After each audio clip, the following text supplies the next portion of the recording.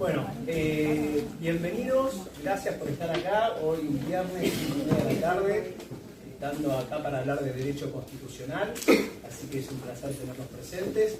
Y quiero agradecer no solamente a ustedes, a los estudiantes, sino también al profesor Martín Petraca, que hoy nos acompaña y que se toma el tiempo para estar acá con nosotros y hacer sus aportes, así que muchas gracias. Y también agradecerle a otros profesores que también andan por ahí, Alejandro Bottini, no sé por dónde está, bueno, el profe Ale, que siempre lo tenemos presente, y también especialmente a Carlos Carretero, que hacía bastante tiempo me había prometido estar aquí, así que le agradezco la presencia, teníamos muchas ganas de que él también venga, por la metodología, porque él es el titular de Derecho Internacional Privado, y también tiene esta cuestión de la construcción del conocimiento que es colectiva, así que es un poco la idea de lo que es este seminario. Así que les agradezco. Les quiero contar, porque algunos vinieron por primera vez, qué es esto del seminario, un poquito cómo surgió, que es algo que surgió de los estudiantes y que es un espacio donde quizás tiene como multipropósitos u objetivos. Si ponemos a pensarnos, la idea es que ustedes puedan tener un espacio dentro de la universidad donde puedan tener voz, donde puedan debatir, donde puedan criticar, donde puedan intercambiar conocimiento, porque la riqueza está en ustedes. Esto es así. Cada uno de ustedes trae historias, trae conocimiento previo y la idea es que lo podamos compartir entre todos para así construir y enriquecer nuestras ideas. Y esa es la verdadera riqueza también de lo que es la democracia. Y también desde ese lugar que ustedes sientan también integración o se sientan con pertenencia a la universidad. No solamente vengo a la universidad a estudiar una materia o a escuchar un profe o a llevarme algo más, sino también crear estos espacios donde ustedes también se sientan parte. Parte también de un proyecto en común, porque este seminario que organizan los estudiantes es un espacio o un proyecto en común al cual también invitamos si quieren participar de este proyecto, porque así nos enriquecemos no solamente desde la individualidad, muchos de ustedes van a ser abogados y abogadas, pero también tenemos este ingrediente nuevo que es trabajar con otros, organizar con otros, tener un proyecto en común con otros, ¿no? Salir de nuestra esfera individual y también compartir con los otros, y eso se logra en comunidad. Así que esto es otro de los objetivos o propósitos que tienen estos encuentros. Y por último, decirles que el seminario también, más que un resultado de lo que vayan a ver hoy, es un proceso. Es todo un proceso de preparación previa, es un proceso, la deliberación que damos acá, es todo un proceso, así que más que un resultado, nos enriquece ese proceso que yo no lo puedo poner en palabras, sino que quizás quiero que lo vivan. Así que la idea es que ustedes hoy puedan percibir un poquito de esa pasión, de ese amor, y todos los chicos que organizan este seminario le ponen. Así que, más que palabras, disfruten este encuentro porque tienen mucho amor y mucha pasión por todo lo que ellos hacen. ¿Está bien? Así que, sin más preámbulos, vamos a dar inicio a este tercer encuentro, que cada uno de los encuentros se relaciona con el anterior. O sea, este es el tercero, pero cada uno, como si yo les dijese que fuese un engranaje, ¿sí? Donde cada encuentro le pone un condimento más que se engancha con el anterior. O sea que hay un hilo conductor en estos tres encuentros. Y para eso, vamos primero como a ponerlo, porque uno decir, bueno, ¿de qué está hablando? Yo no vine al primer encuentro, o no vine en el segundo encuentro. Vamos a repasar con algunos de los estudiantes que nos van a sintetizar un poco lo que fueron los encuentros anteriores. Y después, Agustín y Vale se van a encargar de delimitar un poco la materia de lo que hoy vamos a tratar sobre por qué la libertad depende de los derechos sociales, ¿sí? Y una vez que ellos se expongan y hagan esa entrada en temática, vamos a pasarle la palabra al doctor Petraca, que creo que algo viene para decirnos, pero... Yo vine a sonreír. Bueno. Muy bien. Pero algo va a decir, estoy seguro que algo va a decir el doctor Petraca. Bueno, y después, ¿cómo? No se las va a guardar. No me sale guardar. No se la ha guardado como alumno. Nunca, imagínense ahora. Y después de que hable el doctor Petraca, vamos a abrir al debate para que cada uno de ustedes diga lo que piensa, lo que cree, lo que critique, donde les aviso que me aburro si piensan igual a lo que nosotros venimos a exponer. O sea que cada uno tiene la libertad de con fundamentos y argumentos pensar como quiere, inclusive nos encanta en este seminario pelearnos en el buen sentido de la palabra, es decir, nos enriquece los pensamientos plurales y distintos y no que todos pensemos igual. ¿Está bien? Nos tenemos que ir a las manos, chicos. Y vamos. También, armamos el ring, ahí tenemos igual el... Martín, vamos a las manos. Así que esta es un poco la dinámica y al final del encuentro, yo ahora cuando empecemos el debate les voy a dar unos numeritos de aquellos que hablen para que hagamos el sorteo final de esta estatuilla, que siempre la sorteamos, pero esta vez el sorteo va a ser en base a la participación para que ustedes se incentiven un poco y larguen el temor a hablar. ¿Está bien? Algunos ya les miro las caras que no van a tener ningún temor y otros anímense porque todos los aportes son bienvenidos. ¿Está bien? Así que sorteamos después la estatuilla y los invitamos con posterioridad a tomar y comer algo, o sea que van a poder comer y tomar algo, que es también una organización y aporte que hicieron los chicos, los estudiantes. No solamente le ponen energía y tiempo, sino recursos económicos para disfrutar este encuentro. ¿Está bien? Así que más agradecidos.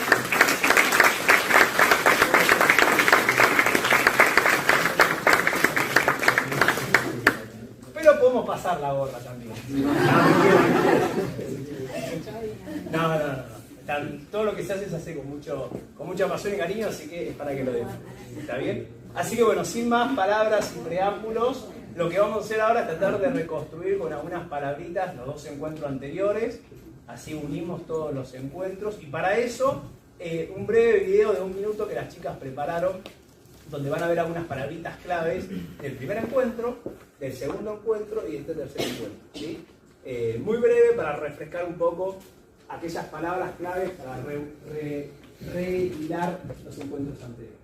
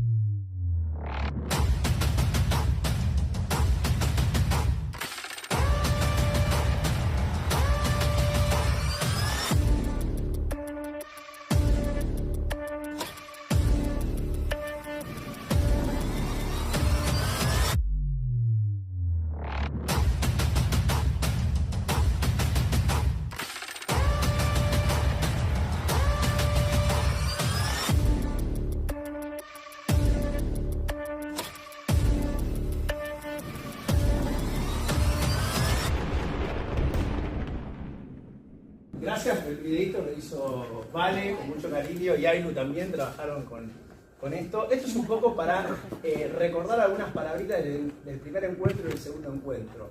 Que hablamos el primer encuentro sobre la tensión entre democracia y constitución, algo que machaco bastante, ya mis estudiantes seguramente están cansados de la tensión entre la democracia y la constitución, pero un poquito, ¿qué vimos en el primer encuentro de la tensión entre democracia y constitución? Ahí estuviste vos a cargo de esa exposición, ¿no? Sí, con Doctor Ailu. Otero. Sí, con Ailu. Bueno. Un poco, o sea, lo voy a aburrir porque ya lo escucharon seguramente 1000 veces, pero es la tensión entre democracia y constitución como dos valores que en principio parecería que chocan, porque apelan a principios opuestos. Es decir, tenemos por un lado la democracia que apela a la libertad del pueblo de darse sus propias normas. Es decir, el pueblo es el soberano y no hay nadie que lo limite, digamos. Y por otro lado tenemos a la Constitución que implican límites, justamente. Límites a esa soberanía del pueblo.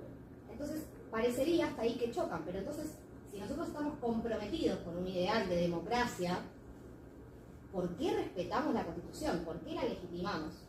En este sentido, los autores desarrollan una serie de argumentos que nosotros fuimos analizando y también descartando, hasta que quedamos con uno último, que es valores en común. Es un argumento que desarrolla Gargarella, que dice que tanto la democracia como la Constitución tienen en común dos ideas que son la de libertad y la de igualdad. Llevan implícitas esas ideas y de esa forma podemos armonizar ambos conceptos. Eso básicamente. O sea que nos agarramos de ahí, de la igualdad, no es que aparece de la nada la igualdad y la libertad, sino como una forma de legitimar la Constitución. Nos atamos a esa Constitución porque guarda o nos resguarda la libertad y la igualdad, que es valores fundamentales de la democracia. La pregunta que nos abrió el primer encuentro, porque todos los encuentros más que certeza nos dejan más dudas, es, bueno, ¿y qué entendemos por libertad y qué entendemos por igualdad? Y ahí desarrollamos un poco y nos metimos un poquito más con el tema de la igualdad, ¿no? Creo, ahí Orne estuvo a cargo de ese encuentro. ¿Qué desarrollamos de igualdad? Bien, cuando desarrollamos igualdad partimos más que nada, en principio, de un entendimiento genérico que lo entendimos como un derecho puente o un derecho de acceso específicamente a la libertad y a la autonomía, y partimos de un ideal liberal igualitario que la define como la igual libertad para todos, que quiere decir garantizar un piso mínimo igualitario de derechos para de esta manera poder acceder a lo que es la libertad y la autonomía. Entonces, con este entendimiento genérico llegamos a la conclusión de que igualdad no significaría tratar a todos por igual y no diferenciar, sino que en sí hay un deber de hacer diferencias para poder otorgar derechos, y más que nada para llevar a cabo políticas públicas y por una cuestión de justicia. Entonces la pregunta es, ¿qué entendemos? O sea, ¿qué es la igualdad? Y para eso nos fuimos a un entendimiento jurídico y nos centramos más que nada en dos visiones: a la igualdad como trato no arbitrario y la igualdad como no sometimiento. Con el trato no arbitrario, en este caso, analizamos que el Estado mantiene más que nada un rol neutral, donde va a prescindir de las características tanto físicas, sociales de los sujetos para hacer diferencias y otorgar derechos, y más que nada lo único que va a tener en cuenta es la idoneidad. Y para eso los tratados internacionales ayudaron un montón, porque el artículo 1.1 de la Convención de Derechos Humanos estableció ciertos criterios que en principio estarían prohibidos porque serían irrazonables, que es lo que llamamos categorías sospechosas, y que le van a dar pistas al legislador sobre qué criterios van a ser razonables y cuáles no van a ser razonables. Y después, a la igualdad como no sometimiento o no subordinación, que plantea otra cara de que el Estado tiene que tener un rol activo, es decir, tiene que observar las características de los individuos para poder hacer diferencias y otorgar derechos, porque entiende que en la realidad existen desigualdades materiales, existen desigualdades estructurales, es decir, hay grupos desaventajados que históricamente y sistemáticamente fueron excluidos del goce efectivo y real de derechos. Entonces, con estas dos visiones coincidimos en que se complementan, porque vamos a tener en cuenta no solo la idoneidad de una persona, sino también al momento de concederle o reconocerle un derecho que sea parte de un grupo desaventajado. Y para poder llevar a cabo lo que es este rol activo, el Estado tiene como herramientas las acciones positivas, y fue un punto de discusión y de debate, porque cuestionamos qué tan funcionales son las acciones positivas a largo plazo. Y en sí lo que replanteamos y lo que se relaciona con este encuentro como foco es a la libertad y más que nada a la autonomía, porque en sí deseamos que exista un igual piso mínimo de derechos para poder acceder a lo que es esta autonomía de forma real y de forma igualitaria. Entonces lo que sostuvimos es esta visión de igualdad como no sometimiento que permite realmente lograr esta igual y real autonomía, y lo relacionamos con el encuentro anterior porque usamos a la libertad para legitimar lo que es la Constitución Nacional. Entonces, teniendo en cuenta todo esto, el cuestionamiento que surge y lo que van a relacionar hoy los chicos es si los VESCA, estos derechos económicos, sociales, culturales y ambientales, nacen del entendimiento de igualdad y no sometimiento, y si podemos sostener que surgen de este ideal o de esta idea de que todos tengan una igual y una real autonomía. Excelente, muy bien, la verdad, súper completo, Orne.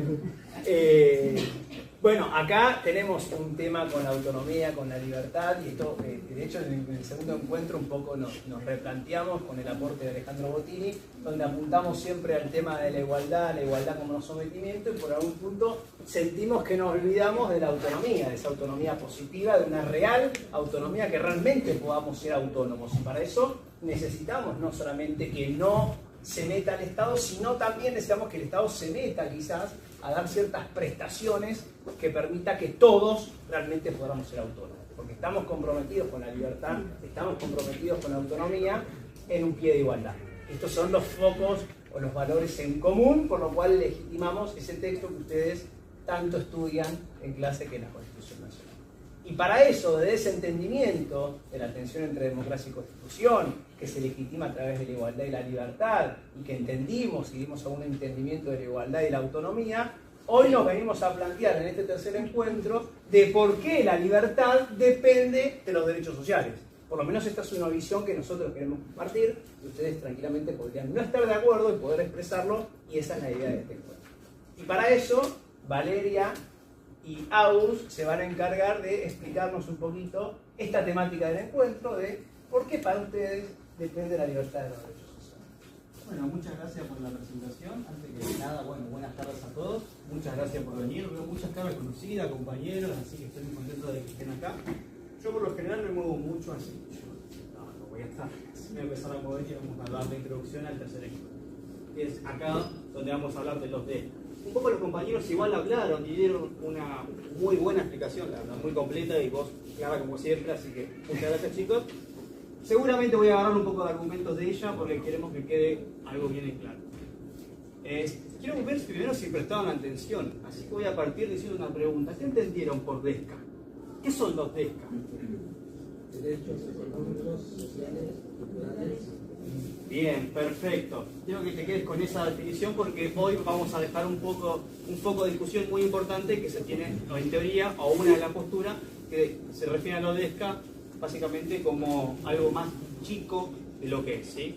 Pero bien, empezamos con la exposición.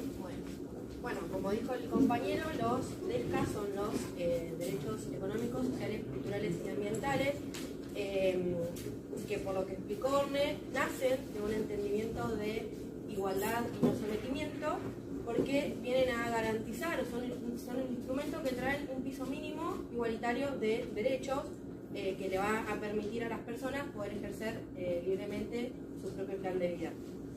Y son derechos humanos porque entendemos a los DESCA como un conjunto de derechos fundamentales para que la persona pueda desarrollar su vida con condiciones de plena dignidad, básicamente.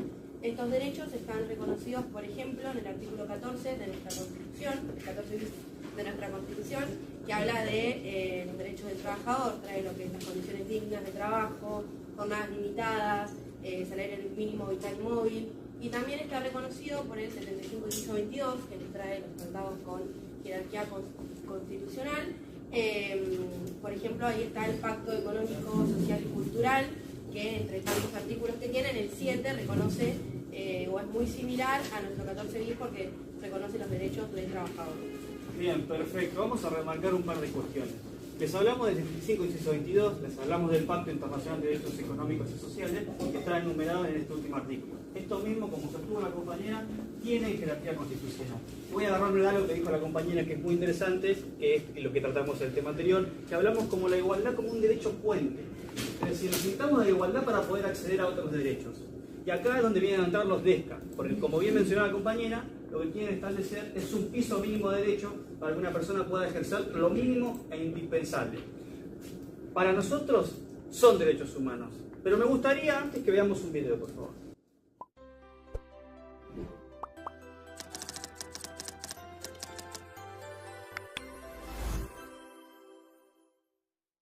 Todo el mundo tiene derecho al descanso, al disfrute del tiempo libre, a una limitación razonable de la duración del trabajo y a vacaciones periódicas pagadas. Es decir, a ver, yo trabajo 16 horas por día y no creo que nadie esté violando mis derechos humanos. Vamos a decir, tampoco tengo nadie que me pague las vacaciones, por cierto, pero vamos a decir así, es decir, ¿es un derecho humano que te paguen unas vacaciones? ¿O es un derecho que hoy la podrían llamar derecho social o derecho económico? Aquí el gran problema de estos instrumentos es que quieren ser una imitación burda del derecho natural. Pretenden que hay una universalidad de los derechos humanos, pero no pueden ponerse de acuerdo de quién es el ser humano. El gran problema de esta declaración fue que nadie se ponía de acuerdo en qué consiste la naturaleza humana de la cual vamos a derivar derechos. Por lo tanto, a la postre, el gran problema de los derechos humanos actuales es que no tienen nada que ver con el derecho natural, que por definición está limitado. ¿Limitado a qué? A la limitación de la naturaleza humana. No, ahora los derechos humanos tienen otro fundamento que es lo que ellos llaman derechos progresivos, que es la ideología política que supone que se requiere una ampliación de derechos que se va, digamos así, acorazando bajo la terminología de los derechos humanos. Hoy cualquier cosa es un derecho humano. Recién decía Neidi que la educación sexual integral ya está expresada en términos de derecho humano porque es la manera que ellos tienen para pasar por encima de las legislaciones nacionales. Cada vez que ellos dicen que algo es un derecho humano, lo que están diciendo es no tenemos que legislar eso en ninguna nación, ya lo hemos decidido nosotros. Ustedes solamente tienen que adecuar legislativamente o a través de fallos esta interpretación que hace este equipo de expertos, comités, comisiones, etc. Esto es gravísimo. La intención del video es mostrar otra postura porque nosotros partimos diciendo que son derechos humanos y queríamos mostrar la contraparte para que entiendan y sepan que existen otras posturas. La idea de este encuentro es que se vayan con herramientas y también que se vayan con las diferentes posturas que se van manteniendo, como para que tenga una aprehensión general. Bien, ¿qué sostiene Agustín Laje? Igual yo estuve viendo por las caras para sacarle bien las posturas a cada uno, así que a veces hay miradas que dicen un montón de cosas, así que estuve prestando atención. Bien, Laje sostiene que los derechos sociales podrían ser una imitación del derecho natural. A ver, les pregunto, ¿qué entienden por derecho natural? Como para que entren un poco de... Deben hacer los derechos que de por sí, por la propia naturaleza del hombre, Perfecto. ¿Otra postura más? ¿Qué entienden por derechos naturales? Aquellos que se dan por el simple hecho de ser persona. Perfecto, bien. Bueno, tomando la definición de ambos compañeros, muchas gracias por participar. Entiende que es una imitación burda del derecho humano y, como bien dijo en un momento, dice que trataron de ser porque hoy en día no se define bien lo que es el ser humano, no sabe a quién corresponde lo que es el ser humano. Bueno, como se pudieron dar cuenta, al principio empezó hablando del 14 bis, empezó a hablar de los derechos que están dentro de ahí, dijo, a mí yo trabajo 15 horas por día, no me importa nada, en esa postura, nadie me paga las vacaciones, o sea, entre todo, como de alguna manera desacreditar al 14 bis. Y acá nosotros, desde el seminario, vamos a hablar, y esta va a ser una pregunta que quiero que se guarden. Para ustedes, los DESTA, derechos civiles, derechos económicos, sociales, culturales y ambientales, muchas gracias, ¿son derechos humanos? Esta es una pregunta que quiero que se guarde para el momento del debate. Pero bien, nosotros desde nuestro seminario mantenemos una postura democrática, deliberativa, en donde la pluralidad de voces es muy importante. Y esto voy a tirarle un pequeño spoiler, te pido mil disculpas por si no. Nosotros con mi compañero Federico Mindo, que está allá tomando lista, ¿todo bien? ¿Cómo estás? Y con María tomando lista, sí, tomando un rato.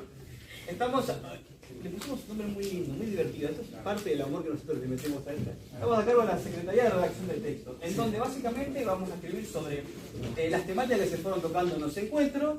Y lo más divertido es que también, cuando elaboramos el texto, ponemos las opiniones de cada uno de ustedes. ¿Por qué? Porque lo interesante es ver dónde nos lleva el debate del día de hoy. La verdad que eso es muy rico, porque, ¿se entienden? Nosotros partimos de lo que nosotros pusimos, teniendo contenido teórico y demás, y después tenemos en cuenta qué es lo que dijo la gente y dónde nos llevó el debate. Eso, la verdad, es muy interesante. Pero sin más preámbulo, vamos a hablar de los fundamentos de por qué nosotros creemos que los DESCA, los derechos económicos, sociales, culturales y ambientales, son derechos humanos. Bueno, como dijo Agus, entonces tenemos, por un lado, el punto de partida del debate es si los DESCA son derechos humanos o no. Vimos la postura del AGE, sostiene que no, nosotros ahora vamos a explicar los fundamentos de por qué creemos que sí, desde la teoría. El fundamento principal es, básicamente se basa en la igualdad y la autonomía.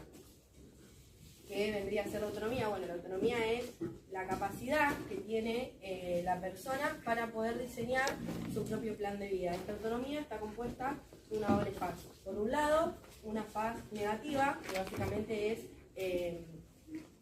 que yo voy a ejercer mi autonomía negativa y voy a diseñar mi propio plan de vida sin que no se metan limitaciones en el Estado. Y una faz positiva en donde entendemos que no todos somos igual de autónomos porque no todos podemos acceder a estos derechos, entonces reconocemos que tienen que haber obligaciones estatales, tiene que intervenir el Estado para garantizarle a este grupo desaventajados poder acceder y que pueda estar en un pie de igualdad y ser libre igual que todos para diseñar su propio plan de vida. Es acá en donde aparecen los derechos sociales, porque son justamente un instrumento que vienen a garantizar un igual acceso a las libertades para de este modo poder acceder a lo básico, a la salud, a la vivienda, a la educación, y de este modo estar justamente en un pie de igualdad con el resto. Esto es el fundamento principal, digamos, que es lo que responde a la pregunta del flyer y la que estamos haciendo de si la libertad depende de los DESCA, pero para que lo entiendan lo vamos a explicar desde el origen. Perfecto. Sí, perdón. Bien. ¿Alguno de ustedes está cursando laboral? ¿Derecho laboral? ¿A nadie? No, todavía no. Bien, perfecto. Bueno, entonces me sirve porque esta parte, en laboral se ve mucho por lo que hablé, o por lo menos en las primeras unidades se va a ver un poco este tema, porque vamos a hablar de dónde surgen estos derechos sociales, y para ello vamos a remontarlos al origen. Bien, cuando hablamos del surgimiento o del origen de los derechos sociales nos tenemos que ir muchos atrás. ¿Por qué? Porque en un principio partimos de la base que el que gobernaba era el monarca absolutista. Es aquel que estudiamos ahí en Derecho Político, en donde se caracterizaba por gobernar bajo un título de nobleza, porque se veía que tenía como una debilidad, y concentraba todo el poder, básicamente. El monarca era el que gobernaba. Con el advenimiento de las primeras democracias constitucionales, en el siglo XVIII, se empezó a implementar la idea que seguramente habrán visto en Constitucional en su momento. ¿Qué hizo Constitucional? Estamos haciendo. Bien, ¿Constitucional 1 o Constitucional 2? 1. Bien, perfecto. ¿Alguna introducción?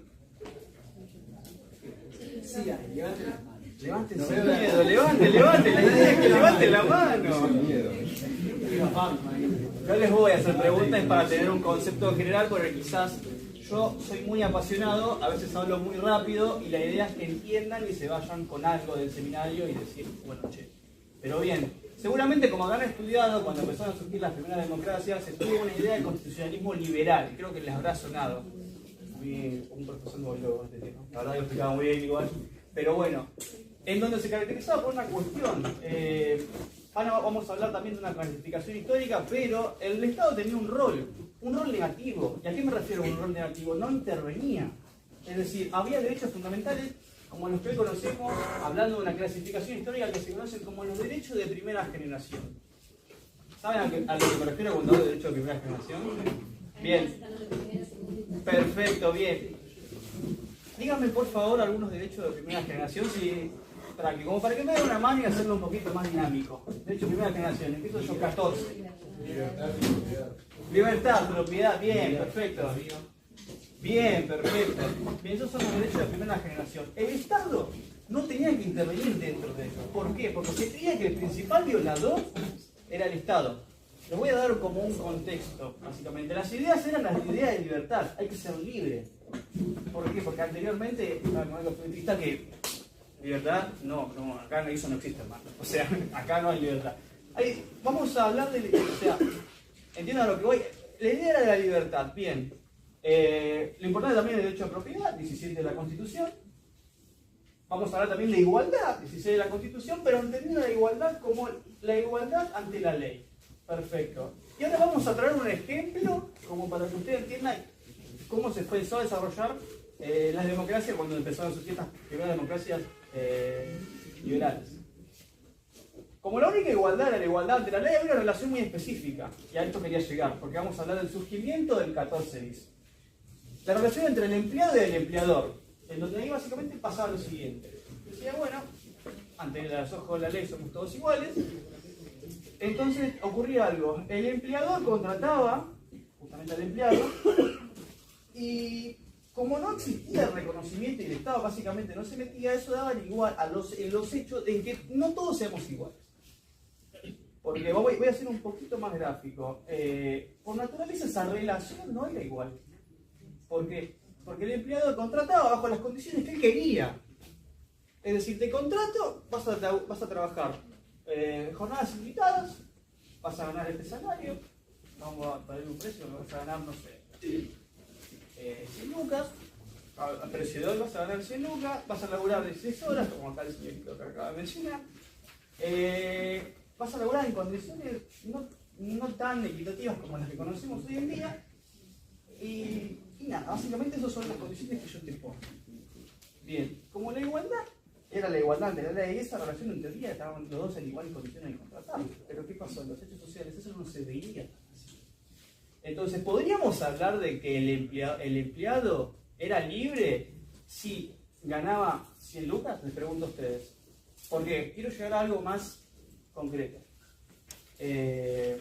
¿Podríamos hablar que el empleado era libre si ganaba 100 lucas y la verdad no tenía para abastecer a toda su familia? No, porque no tenía, o sea, ganaba cierta cantidad de plata, pero también laburaba sin tener condiciones dignas. Perfecto, sí. No, aparte, ¿qué opciones tiene también, no? ¿Es eso o eso o eso, no? Claro, de repente no hay una relación de igualdad entre empleado y empleador. El empleado está en una relación de poder sobre el empleado. La limitación económica también limita tu capacidad de desarrollarte como persona posterior, porque si no te queda un peso para hacer nada más que comer, de la casa al trabajo, del trabajo a la casa, eternamente.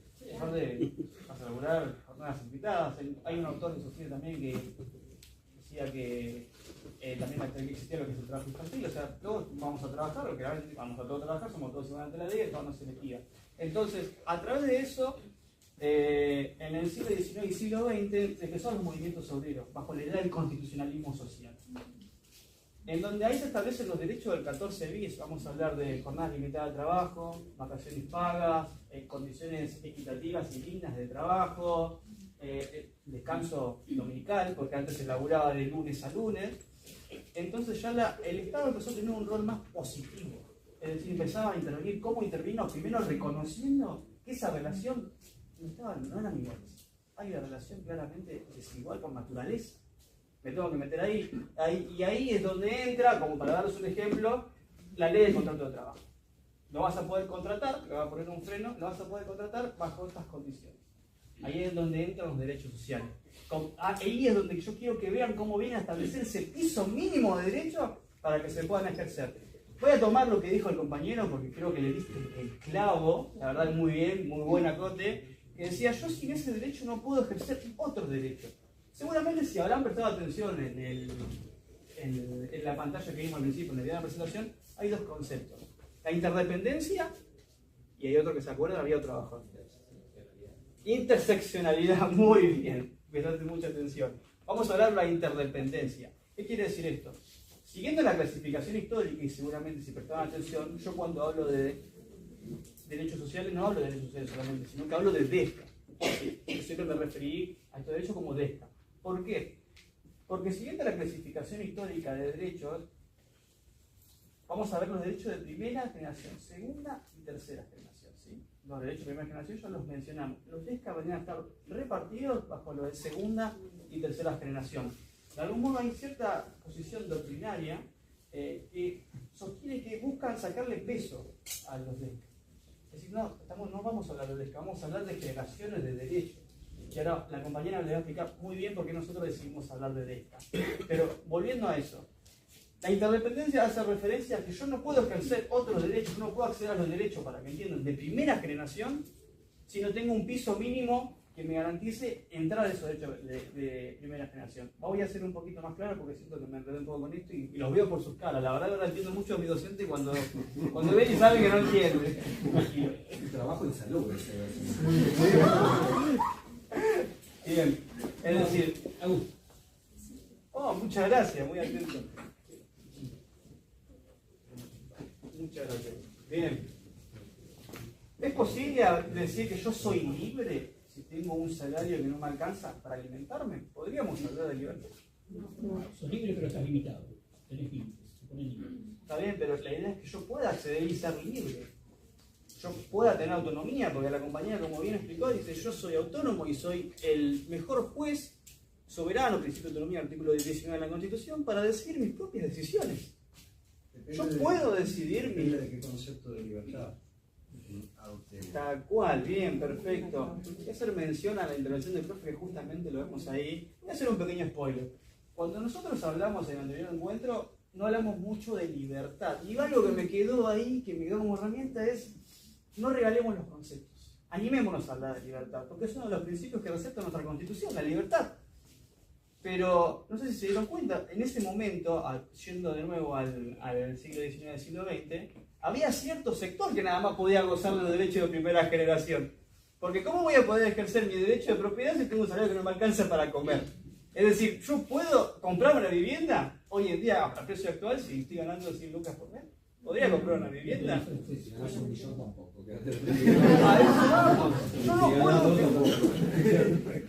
Yo no puedo ejercer mi derecho si no tengo justamente este piso mínimo. Yo no puedo ejercer mi derecho a libertad si yo tengo un salario que no me alcanza para vivir. O sea, no me alcanza ni para comer, ni para educarme, ni para tener mi vivienda y poder vivir ahí. Entonces, ¿puedo ser libre realmente? ¿Podemos hablar de libertad? Entonces, es acá donde entran los DESCA, para establecer ese piso mínimo de derechos. Y acá, antes de pasar la palabra a la compañera, quiero dejarles algo que honestamente yo cuando lo estudié me pareció acorde. Hay un autor, Abramovich, que sostiene que hoy en día hay un concepto erróneo de los DESCA. ¿Por qué? Porque lamentablemente hay cierta oposición doctrinaria que sostiene que los DESCA son derechos sociales nada más. Y ahora vamos a hablar de otro concepto, porque los DESCA son más que derechos sociales. Como bien dicen así, los derechos económicos, sociales, culturales y ambientales, que son esto, cuando hablamos de ambiental está haciendo referencia al 41 de la Constitución, por el cual se establece un piso mínimo de derechos para cuidar el medio ambiente, es decir, las provincias no van a poder legislar por debajo de ese piso. Ese es el piso mínimo que se puede contratar, ¿sí? Pero quiero dejarles esto, los DESCA no son solamente derechos sociales, abarcan mucho más que eso, ¿o no? Bueno, con esta introducción que hizo magistral, antes de abrir a debate, creemos, porque todo lo que explicamos hasta ahora es en relación al empleado y el empleador y nos reducimos a los derechos sociales. Lo que queremos dejar en claro es que en principio nacieron como derechos sociales, pero que con el pasar del tiempo este concepto fue evolucionando y llegó a lo que es hoy, a DESCA, a todas estas siglas, que básicamente lo que implica es que con el pasar del tiempo entendimos que el único grupo desaventajado no era el empleado, sino que con el tiempo nacieron nuevos grupos y hoy en día nuestra Constitución está permeada de una idea de igualdad robusta, basándose justamente en una igualdad real para poder así ejercer la autonomía personal. Algunos de estos derechos están reconocidos, por ejemplo, se agregaron con la reforma, por ejemplo, en el 41, que nos habla, ve como sujeto desaventajado no solo al ambiente, sino también lo que se ve ahí es que nosotros también convivamos y convivamos en un ambiente sano. El artículo 42 de la Constitución, que ve como sujeto desaventajado al consumidor. El artículo 75, inciso 17, que ve como sujeto desaventajado a los pueblos originarios. El 75, inciso 23, que ve como desaventajado a las mujeres, los niños, los discapacitados. Todos estos ejemplos los traigo para esto mismo, para que al momento de debatir no nos cerremos únicamente en que el desaventajado es el empleado, sino que aparecieron nuevos grupos desaventajados, todos estos que mencioné, y no solo eso, sino que también con el tiempo apareció lo que hoy en día es la interseccionalidad, que también implica, en principio, cuando hablamos de derechos sociales, lo que había ahí era una discriminación. Con esto de la interseccionalidad y los nuevos grupos desaventajados, lo que pasó con la discriminación fue que se potenció, porque hoy en día tenemos personas que sufren de varias desventajas a la vez. Porque, por ejemplo, puede suceder que tengas una persona proveniente de pueblos originarios, que sea gay, negro, y trabaje 18 horas. O sea, puede estar atravesado por varias desventajas a la vez, eso también hay que tenerlo en cuenta. Pero bueno, que se queden con esto de que las siglas abarcan más que los derechos sociales. Tenemos más argumentos para agregar a la exposición, pero nos gustaría, bueno, agradecerte en principio por la participación y pasarme la palabra a otros invitados para ver qué opinas de esto, si son para vos de derechos humanos o no, si los derechos sociales. Yo igual agradezco un montón que no me hicieran opinar seguidamente el video, porque no hubiera tenido nada de filtro y ahora por suerte puedo respirar un poco y escucharlos a ustedes. Opino un montón de cosas de lo que estamos conversando y me voy a acordar en dos o tres ideas que me parece que son las que quizás podríamos discutir un poco más. Nosotros hablamos de derechos de primera, segunda y tercera generación, ¿no? Que me parece que tiene fines pedagógicos muy útiles. Todo lo que podemos categorizar nos permite estudiarlo de una manera más ordenada. Me parece también que tiene fines históricos, ¿no? Porque de alguna manera, si bien hablamos de un derecho natural del hombre, de la mujer, de las personas, el hombre es el hombre y sus circunstancias, y indefectiblemente eso implica que las personas a lo largo de los años, de los siglos, de los milenios, tienen distintas necesidades, y me parece que son todos conceptos dinámicos y evolutivos. Entonces, desde el punto de vista pedagógico, desde el punto de vista histórico, me parece que son nociones que sirven para estudiarlas, para atenderlas, para comunicarlas, pero hoy por hoy, si seguimos utilizando esta categorización para generar una priorización, indefectiblemente no estamos, a mi modo de ver, entendiendo cómo funciona el sistema. Porque si nosotros no podemos garantizar los derechos de tercera generación, indefectiblemente los de primera generación puedan ser concretizados de una manera real y efectiva. O sea, el sistema tiene que funcionar como un engranaje donde todos los derechos tienen que ser garantizados por el Estado, por las personas, por los distintos actores que integran la sociedad, para que eventualmente el sistema funcione, ¿no? No sé si me siguen con esta idea. Hoy por hoy me parece que la categorización de derechos de tercera generación está al servicio de decir, estos derechos son de tercera generación, no son tan importantes, no es tan importante el derecho a la vivienda digna, chicos, no es tan interesante. Ahora, mi pregunta es, cuando vos vivís en una situación de vulnerabilidad habitacional, ¿cómo podés lograr, si vivís en un barrio vulnerable del conurbano y tenés que caminar 20 cuadras a la primera parada de colectivo y no tenés domicilio, cómo lográs conseguir trabajo? Y si encima de eso no tenés un ingreso por un laburo, después ¿cómo querés ir a ejercer tu libertad para poder votar o elegir? ¿No? No sé si me siguen con esto. Hay una interrelación que tiene que ser garantizada y materializada por el Estado.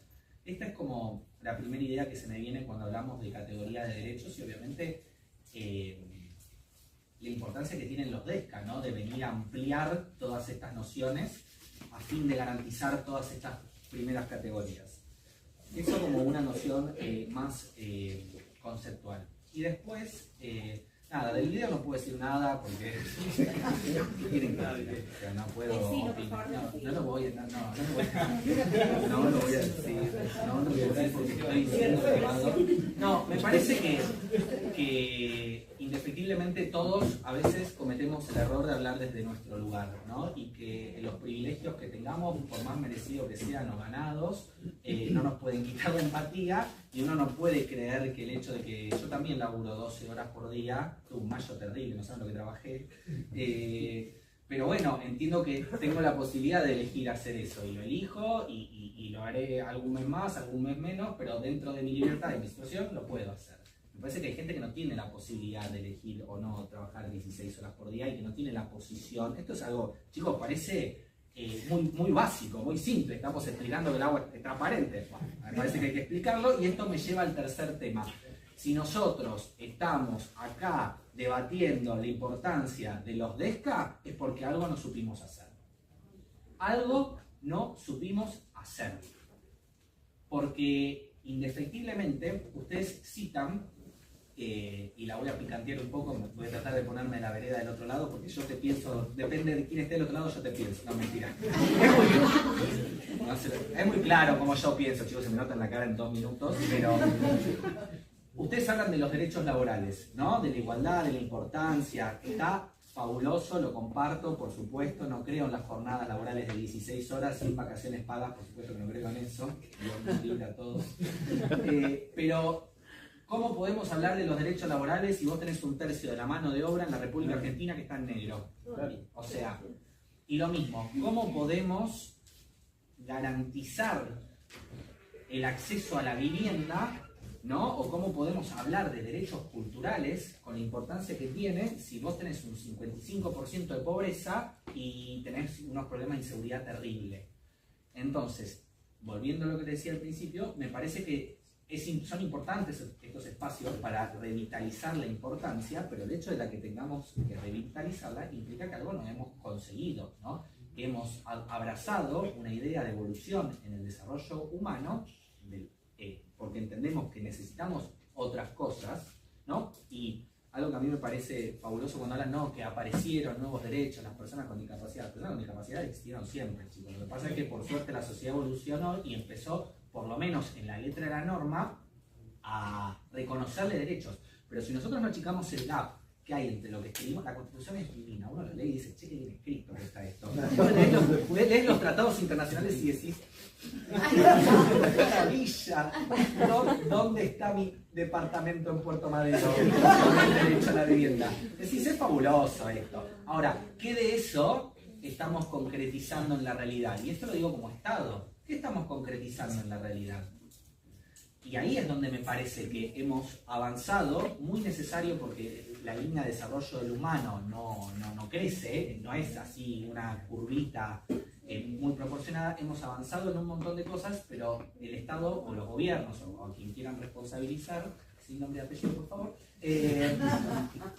no han podido acompañar otras necesidades básicas. Y eso nos deposita en este momento histórico, político, social de la Argentina, en donde la gente, las personas con muchísimos argumentos, ¿no? Por eso digo que en vez de mirar para afuera tenemos que mirar un poco más para adentro, dice, qué bueno, me vino 50 lucas la factura de luz, estaba muy barata la luz. Che, ¿qué pasó acá? Y eso es culpa de las personas o las que no supimos materializar un montón de otros derechos, porque ¿de qué sirve escribir las cosas si uno no las concretiza o no las transforma en algo palpable para la sociedad, ¿no? Obviamente esto tiene que ver con la eficiencia, la eficacia del Estado, todo lo que vemos en Derecho Administrativo 2 desde 1000 lugares distintos, pero y comparto la importancia de seguir retomando estos temas. Para mí los DESCA son derechos humanos, ¿no? La educación sexual integral es un derecho humano y está directamente asociada. Tomo este ejemplo porque fue el que dijo el muchacho. Está literalmente vinculada a la libertad. Después podemos discutir de qué enfoque, de qué lugar, si te tocó alguien que medio militar. Bueno, vemos cómo lo resolvemos. Pero es algo que tiene que indefectiblemente implica la libertad, la autonomía de los cuerpos o a lo que sea.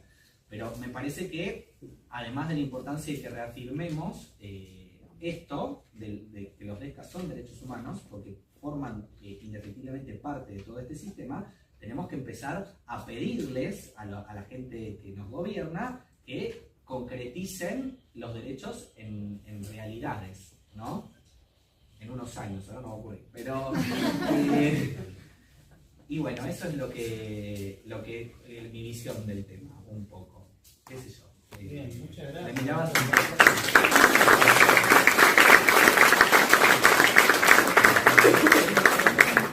salgo en Twitter y me hago nosotros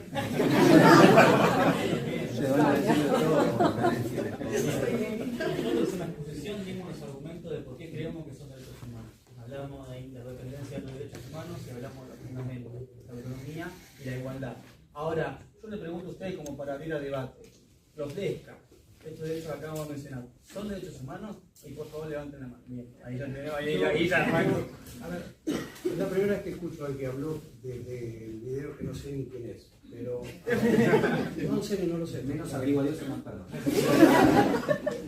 Pero alguno por ahí decía que hay que tratar de interpretarlo a la mejor luz. A ver, creo que hay un punto ahí que nos obliga a nosotros a seguir pensando.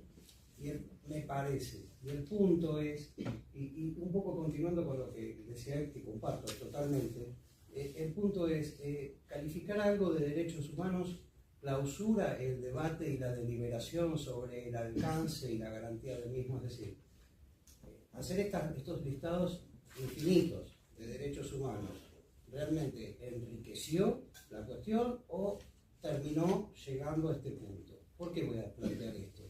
Porque como este sujeto decía que no es derecho humano por ahí, las vacaciones pagas, yo me pregunto cuánto derecho humano es el derecho a réplica. Es igualmente no derecho humano. Lo que quiero decir es, ¿qué es un derecho humano?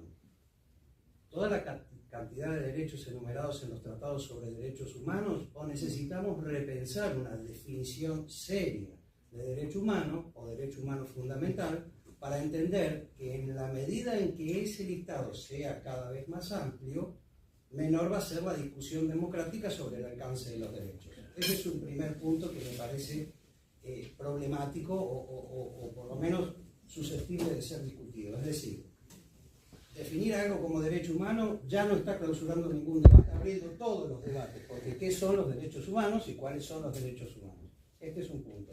Entender, comparto con ustedes esta definición que los derechos humanos son extensiones o derivaciones de los derechos, si querés, viejos, civiles y políticos. No podés concretar esos derechos sin derechos económicos, sociales y culturales. A esto apuntaba. Está bien, yo estoy de acuerdo con esto, pero creo que tenemos que tener algún grado por lo menos de visión crítica sobre lo que hemos definido como derechos humanos y el alcance que le dimos a esa definición. Todo derecho requiere recursos y los recursos son finitos. Entonces, en algún punto llegamos a ser caricaturas de nosotros mismos y nos prestamos a que nos caricaturicen desde esa manera. Por eso creo que debemos preguntarnos, como dice él, qué hicimos mal. Y una de las cosas que hicimos mal es cierto grado de banalización de este discurso no crítico que permitió que se introdujera por todos lados cuestiones que lo fueron debilitando. Hemos resignado la idea de mérito y no hay que resignarla. Hemos resignado la idea de costo de los derechos y no hay que resignarla. Y hemos resignado una definición crítica de derechos humanos, en donde derechos humanos es una bolsa de payaso, como les gusta decir ahora. Y me parece también que es otro grave error todos estos puntos. No tengo respuesta, pero creo que son preocupaciones que tenemos que repensarlas, porque en el debate que se viene estamos perdiendo. Y creo que posicionarnos caprichosamente solo con el argumento de están en los tratados sobre derechos humanos no va a ser suficiente para ganar ese debate público. Necesitamos sofisticar un poquito más los argumentos, me parece. Ahí justo levantó. Pregunté si pensaba que eran derechos humanos, levantó al toque. Terminó de hablar, levantó al toque. Tiene la palabra. No, un poco en relación a lo que decían los dos también, se me viene a la cabeza el tema de la fragmentación de la sociedad también, ¿no? Porque no es lo mismo pensar el trabajo, por ejemplo, es un ejemplo, el trabajo en 1950 que hoy. Hoy tenemos muchas formas de trabajar. Y cómo haces también desde los derechos sociales, ponele, para proteger todas esas diversas formas de trabajo. Esto también en relación a, no sé, pueblos originarios. ¿Cuál es la mejor atención o protección a los pueblos originarios? Bueno, no lo sabemos. O sea, nadie de nosotros seguramente esté interiorizado tanto en el tema pueblos originarios. ¿Qué es lo que necesitan? ¿Quieren ser protegidos? Claro, desde dos palabras, perdón que me ponga así, pero...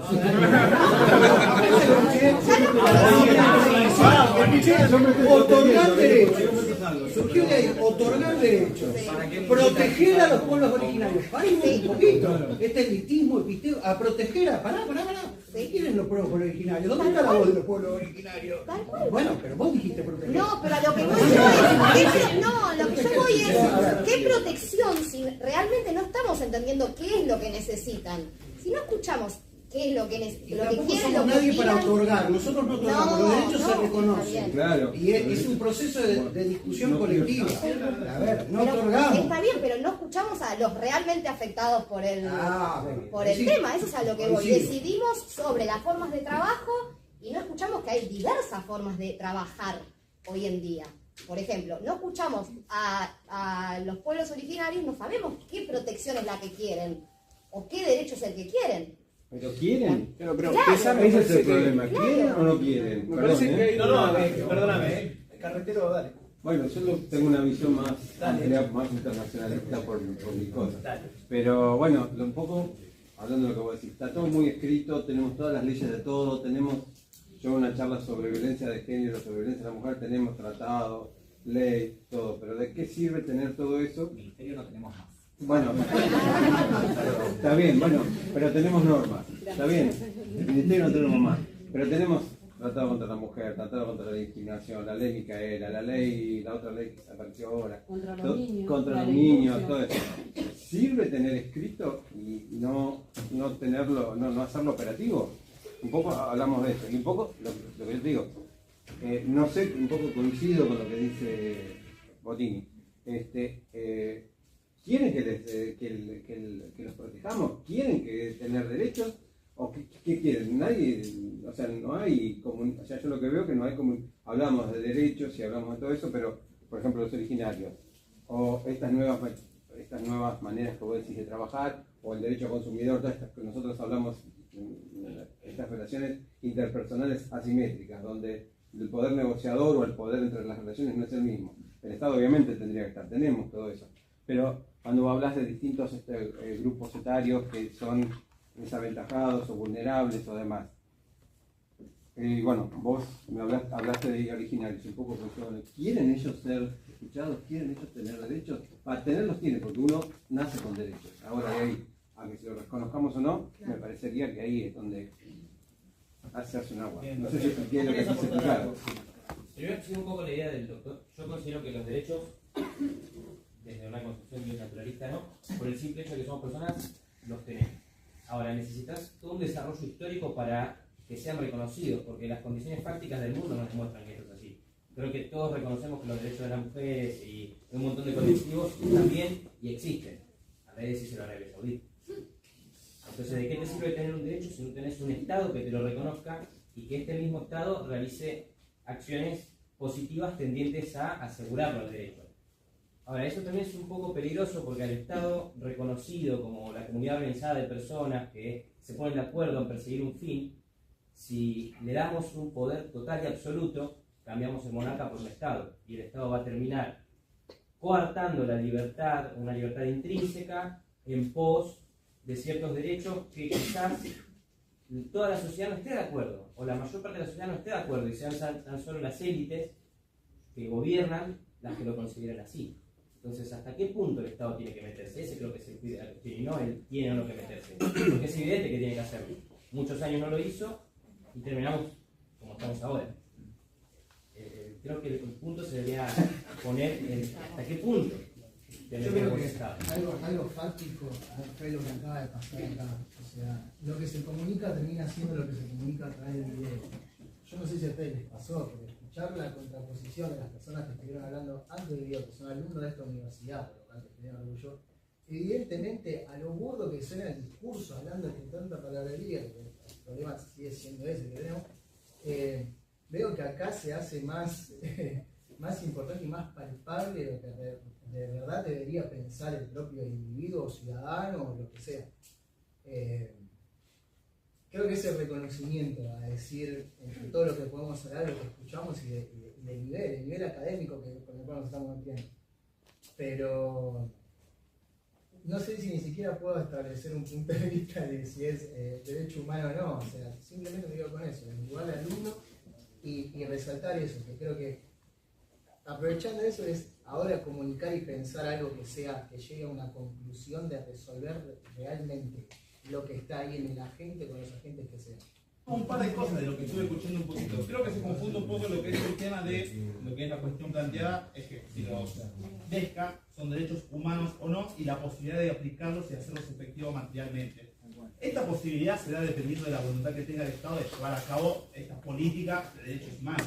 Ahora, no es un debate que está totalmente separado el otorgamiento de los derechos humanos y la materialización de los mismos. Por supuesto que están vinculados, pero la posibilidad de que uno sea realmente efectivo creo que es un debate que se tiene que llevar aparte, porque implica una serie de políticas públicas que responden a una serie de criterios que son separados del otorgamiento de los derechos humanos o no.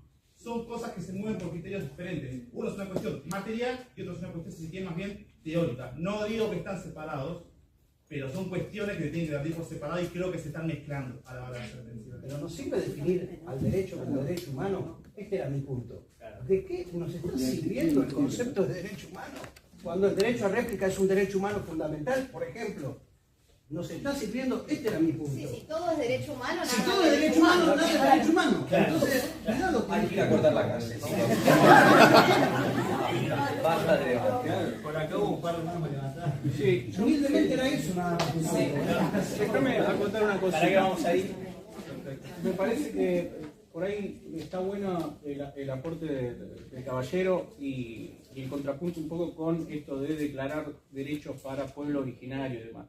Me parece que nosotros caemos a partir de la occidentalización de todo digamos, el marco jurídico en el cual nosotros comprendemos la realidad en una trampa epistemológica que tiene que ver con el antropocentrismo occidental. Digo, nosotros, los pueblos originarios tenían su propio derecho, digo, tenían su propio sistema jurídico que no tenía nada que ver con el derecho romano o con el derecho occidental. Digo, me parece que quizás es necesario repensar un poco más allá de si los DESCA son derechos humanos o no son derechos humanos. Me parece que como peldaño a alcanzar en la progresividad de derechos está bárbaro, entender que hay derecho a un ambiente sano, que hay derecho a una cultura y demás. Allá por ahí también un poco lo que decía el compañero, dice, che, en Arabia Saudita andaba a hablar de los derechos de las mujeres. Digo, no sé, el derecho a autodeterminación de los pueblos por ahí es otro tema, ¿no? Que también en Arabia Saudita tienen derecho o no tienen derecho a autodeterminar sus propias costumbres. Digo, no estoy haciendo juicio de valor sobre cómo se manejan ni nada, pero me parece que si nosotros no comprendemos que el antropocentrismo de alguna manera constriñe todas las posibilidades de desarrollo, va a ser muy difícil que nosotros podamos acceder a un ambiente sano. Porque el ambiente sano, ¿como qué? ¿Cómo tutelamos el ambiente sano? ¿Como un objeto de derecho, como una propiedad? ¿Cómo tutelamos los derechos de los animales, por ejemplo? ¿No? Digo, ¿por qué tiene derecho un animal? Porque es propiedad de un hombre. Sí, y digo, también cómo compatibilizás eso con la economía. Perdón, bueno, ahí está la trampa superestructural, digo, ¿no? Nosotros tenemos todo un tramado superestructural que está propuesto a través de una estructura determinada y nosotros no podemos romper con eso. Vamos a respetar el orden porque un montón que vamos con Martín, vamos con la señora. Sí. Porque ya me olvidé lo que iba Ah, a decir. Por eso, Bueno, yo no lo todo porque yo me nutro de todo esto. Y aparte tuve profesores acá, fueron míos, profesores que yo pasé con ellos. Y estoy imaginándome en mi vida imaginaria una línea de tiempo. Estamos hablando de derechos. Vamos a suponer que nosotros, desde que nació nuestra Constitución, 1860, empezaron los derechos. ¿Cómo? Teníamos que surgir a través de un reglamento de algo para formar una nación. O sea, teníamos que sacar ciertas situaciones que eran externas a nuestro país para poder formarnos. Fueron los primeros derechos que fuimos teniendo como ciudadanos. La Constitución sabia en su lugar. Acuérdense que la parte social es muy dinámica, vamos cambiando constantemente. Cada etapa dentro de una línea de tiempo tiene su cambio. En el año 1942 surge la otra Constitución, que están los derechos del trabajador, el artículo 42, creo, derecho a huelga. Hablábamos de libertad de decisión, que antes no la teníamos en 1853. Libertad de decisión, libertad de elegir, libertad de decir no quiero, libertad a la huelga. Está todo codificado. Y todo esto está acompañado con una, digamos, de alguna manera, con una legislación acorde a cada caso. No solamente el tema laboral, sino el tema, digamos, civil, el tema económico y todo. Fuimos creciendo muy rápidamente estos últimos años. Miren, yo tengo 82 años. Cuando tenía 79 años me recibí de abogada. Un aplauso.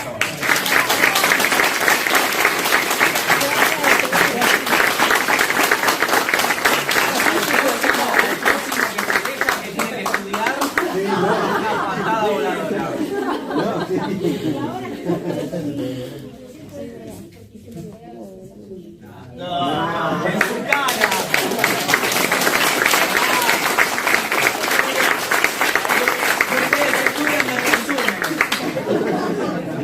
La punta, que se quede punta.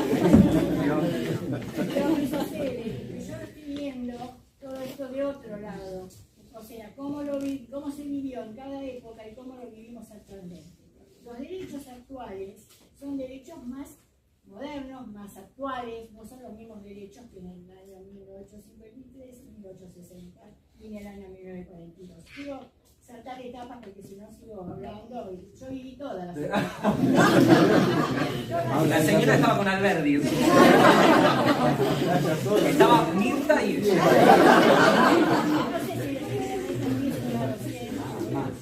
La cuestión es que todo esto nos lleva a algo importantísimo. ¿Qué queremos para todos nosotros? ¿Cuáles son nuestros derechos? ¿Qué queremos que realmente, cómo podemos ejercer nuestra libertad de pensar, nuestra libertad de proyectar y exigir, de reclamar. Eso es muy importante. Todo esto, con mucha sabiduría, tienen que tener también gente que ejecute y que respete esos derechos. Entonces nos tienen de alguna manera que apoyar. El Ejecutivo, por ejemplo, que gobierna todo el país, que es el administrador de todos los argentinos, sea quien esté, sin parámetros políticos, tiene la obligación de hacer cumplir esos derechos sobre las personas, porque podemos vivir dignamente, trabajar dignamente, que no haya abusos, que podamos vivir. La misma Constitución primera lo dice, vivir dignamente. Se fueron agregando derechos, se fueron agregando muchos derechos, y con sabiduría, porque fue de acuerdo a la sociedad que estábamos viviendo. No es lo mismo hoy que hace 100 años atrás. Ahora necesitamos que se nos respeten los derechos para poder seguir creciendo, no solamente como personas, sino como país. Y si esos derechos a la educación, a una vivienda linda, a un buen trabajo, a paz, como dicen las películas, paz social, vivieron así como pero es así, nosotros nunca vamos a crecer. Entonces, esto está bárbaro, está divino, hermoso, todo lo que hablaron divino de 10. ¿Cómo hacemos para que se cumpla? Sí, yo quiero terminar, nada, un placer, la voz del encuentro, sin dudas. Hay algo que me quedo con esto último que dijo, de cómo hacemos que se cumplan, y me parece que la categorización de derechos humanos también ha venido al servicio un poco de la exigibilidad de la justicia. Para quienes litigan, si ustedes tienen que presentar un amparo contra una prepaga, una obra social de una persona que tiene certificado de discapacidad, les aseguro que es mucho más fácil tener una medida cautelar porque está tutelado por la Convención de Derechos de la Persona con Discapacidad que si no estuviera tutelado. Entonces, cuando nosotros le damos también esta categoría de derecho humano, lo que terminamos haciendo es dotarla de mayor, o sea, termina siendo muchísimas veces una ventana para garantizar el cumplimiento, porque las personas con discapacidad tienen derechos de siempre, pero desde que está con la convención lo que lográs es que si el Estado no te cumple, vas a la justicia y el juez te lo firma. Se entiende que también la categoría ha tratado de subsanar el incumplimiento, por lo menos por vía judicial. Es mucho más fácil obtener algo cuando está regulado directamente en un tratado en un tratado de derechos humanos que cuando no lo está. Se le da otra protección al derecho, y eso es una realidad. Sí, hay un punto. Eso es parte del avance que hemos tenido. Anteriormente no se aplicaba. O sea, los tratados internacionales, la constitucional, sobre derecho internacional privado, casi nos han enseñado, es importantísima la aplicación de esto. Entonces tenemos justamente que la punta del triángulo, la Constitución como ley elemental, y los tratados internacionales de derechos humanos al mismo nivel. Para mí es imperativo. Igual, antes de pasarle la palabra a Juan, yo voy a rescatar algo de lo que dijo Bottini, que creo, ahí voy, pero ahí hay un punto que lo digo ahora porque va a ser lo que viene para los próximos encuentros. En algún punto, y lo tomo un poco también de gargarela esto, ¿de qué te sirve vos en las reformas constitucionales llenaste de derechos, la primera parte de la Constitución, si le diste jerarquía constitucional, y en algún punto, cuando no son cumplidos por los estamentos políticos, recae en ¿a quién se le da más poder? Al Poder Judicial, que tiene que luchar con esa exigibilidad de esos derechos, y el problema es cuando no afecta a una persona, sino afecta a una clase, y termina el Poder Judicial resolviendo el presupuesto, y acá hay un choque también con respecto a los intereses. Por eso es importante, y yo retomaría y pensaría quizás para el próximo encuentro, la importancia de lo que dijo Ale, de ojo con a qué llamamos derecho humano, porque lo que llamamos derechos humanos y fundamentales sale de la esfera de decisión de la discusión política democrática en algún punto, ¿no? También ahí. O sea, eso no lo va a discutir la democracia, sino que queda en última instancia como un derecho contra mayoritario. Pero, Juan. Bueno, yo iba a hacer una pregunta más o menos porque había hablado de esta chica. ¿Los derechos humanos son universales? ¿O es una construcción de la civilización occidental? Bueno, eso es un Yo soy imperialista. Yo soy imperialista a favor del tema de los derechos humanos. Estoy en contra, entiendo la herramienta del dispositivo y estoy en contra de que todo sea un derecho humano porque termina clausurando lo que dijo bueno, la pero Declaración eso voy. Democrática. Ahora sí soy imperialista en esto. Yo soy imperialista en este aspecto. Y gracias a Dios estoy en este occidente liberal, a eso voy. que inventó los derechos humanos y soy imperialista en este aspecto. Yo no justifico. No. Y esto mío es una posición. No. Ni que hagan ablación de clítoris. No, yo tampoco. O sea, voy a combatir eso. Yo también lo voy a combatir. Lo que ocurre es que. Un punto, por favor, nos escuchamos. Perdón. Sí, no, pero ese es un buen punto. No, claro. No lo pongo. Se pelean los titulares de Cali. Bueno, escuchemos, por favor. Si es una construcción occidental, entonces no estamos respetando las otras culturas. Ahí voy, porque tenemos una cultura musulmana que dice lo mismo de nosotros. Tenemos una cultura occidental que dice lo mismo de nosotros. ¿Está bien? Yo les digo, estoy siendo abogado del diablo, no quiere decir que esté de acuerdo con lo que estoy diciendo. Échenlo a carretero.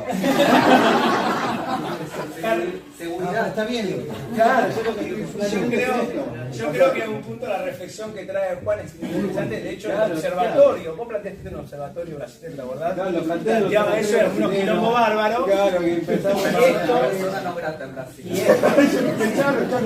Pero esto que sostiene Juan es un poco también que lo trajimos en las clases, ¿se acuerdan? En la clase constitucional. Claro. Abordamos esto sobre los derechos humanos y cómo, ¿no? Un punto no es imperialista porque impone al resto de la cultura. Ahí hay un punto. Pasamos, Sara, ¿no quieres tener intervención?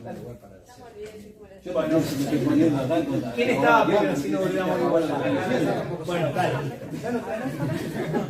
Yo también, un poco lo que dijeron todos, está buenísimo tener derechos.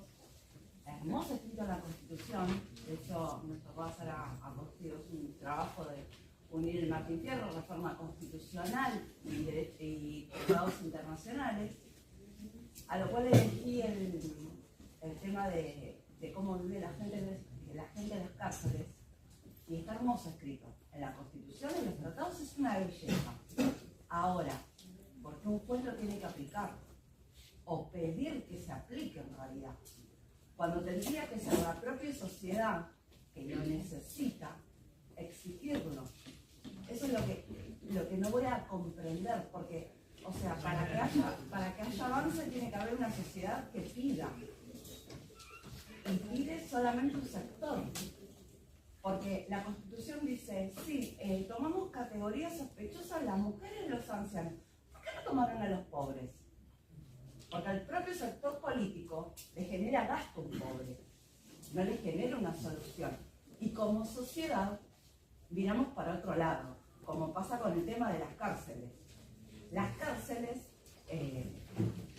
es un tema que a mí me saca, porque vos decís, una persona que fue presa y pasó esto con el tema más reconocido de este país, como fueron el tema de los ratios. No se pidió a los jueces que estaban en ese tribunal decir, denle la pena necesaria para que paguen por el hecho que hicieron. No, se agarró y se pidió venganza. Escondamos esto abajo de la alfombra y que se termine rápido. Pero la sociedad propia no dice, bueno, empezamos a replantearnos ciertas cosas. Tenemos derechos, sacamos la Constitución. ¿Y cómo hacemos para ejercerlo?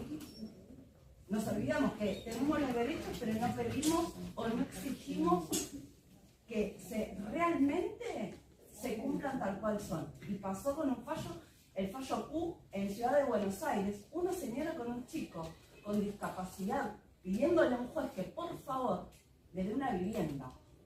Y diciendo el sector político, nosotros le dimos una línea de crédito. Y si esa señora no tenía ni para comer, ni para darle de comer al hijo, ¿cómo iba a acceder a la vivienda? Tuvo que intervenir un juez de la corte para decir, no señora, tome, acá tiene.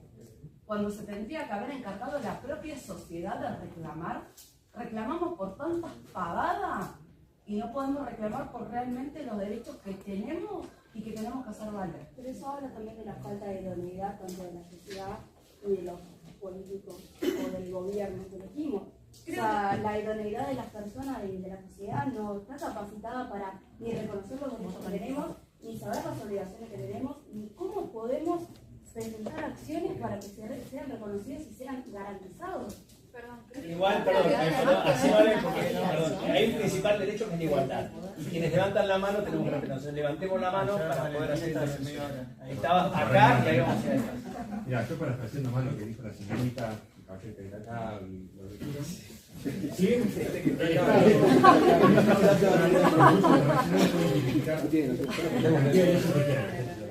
la cantidad de leyes que cobran, la Constitución, leyes, donde sean.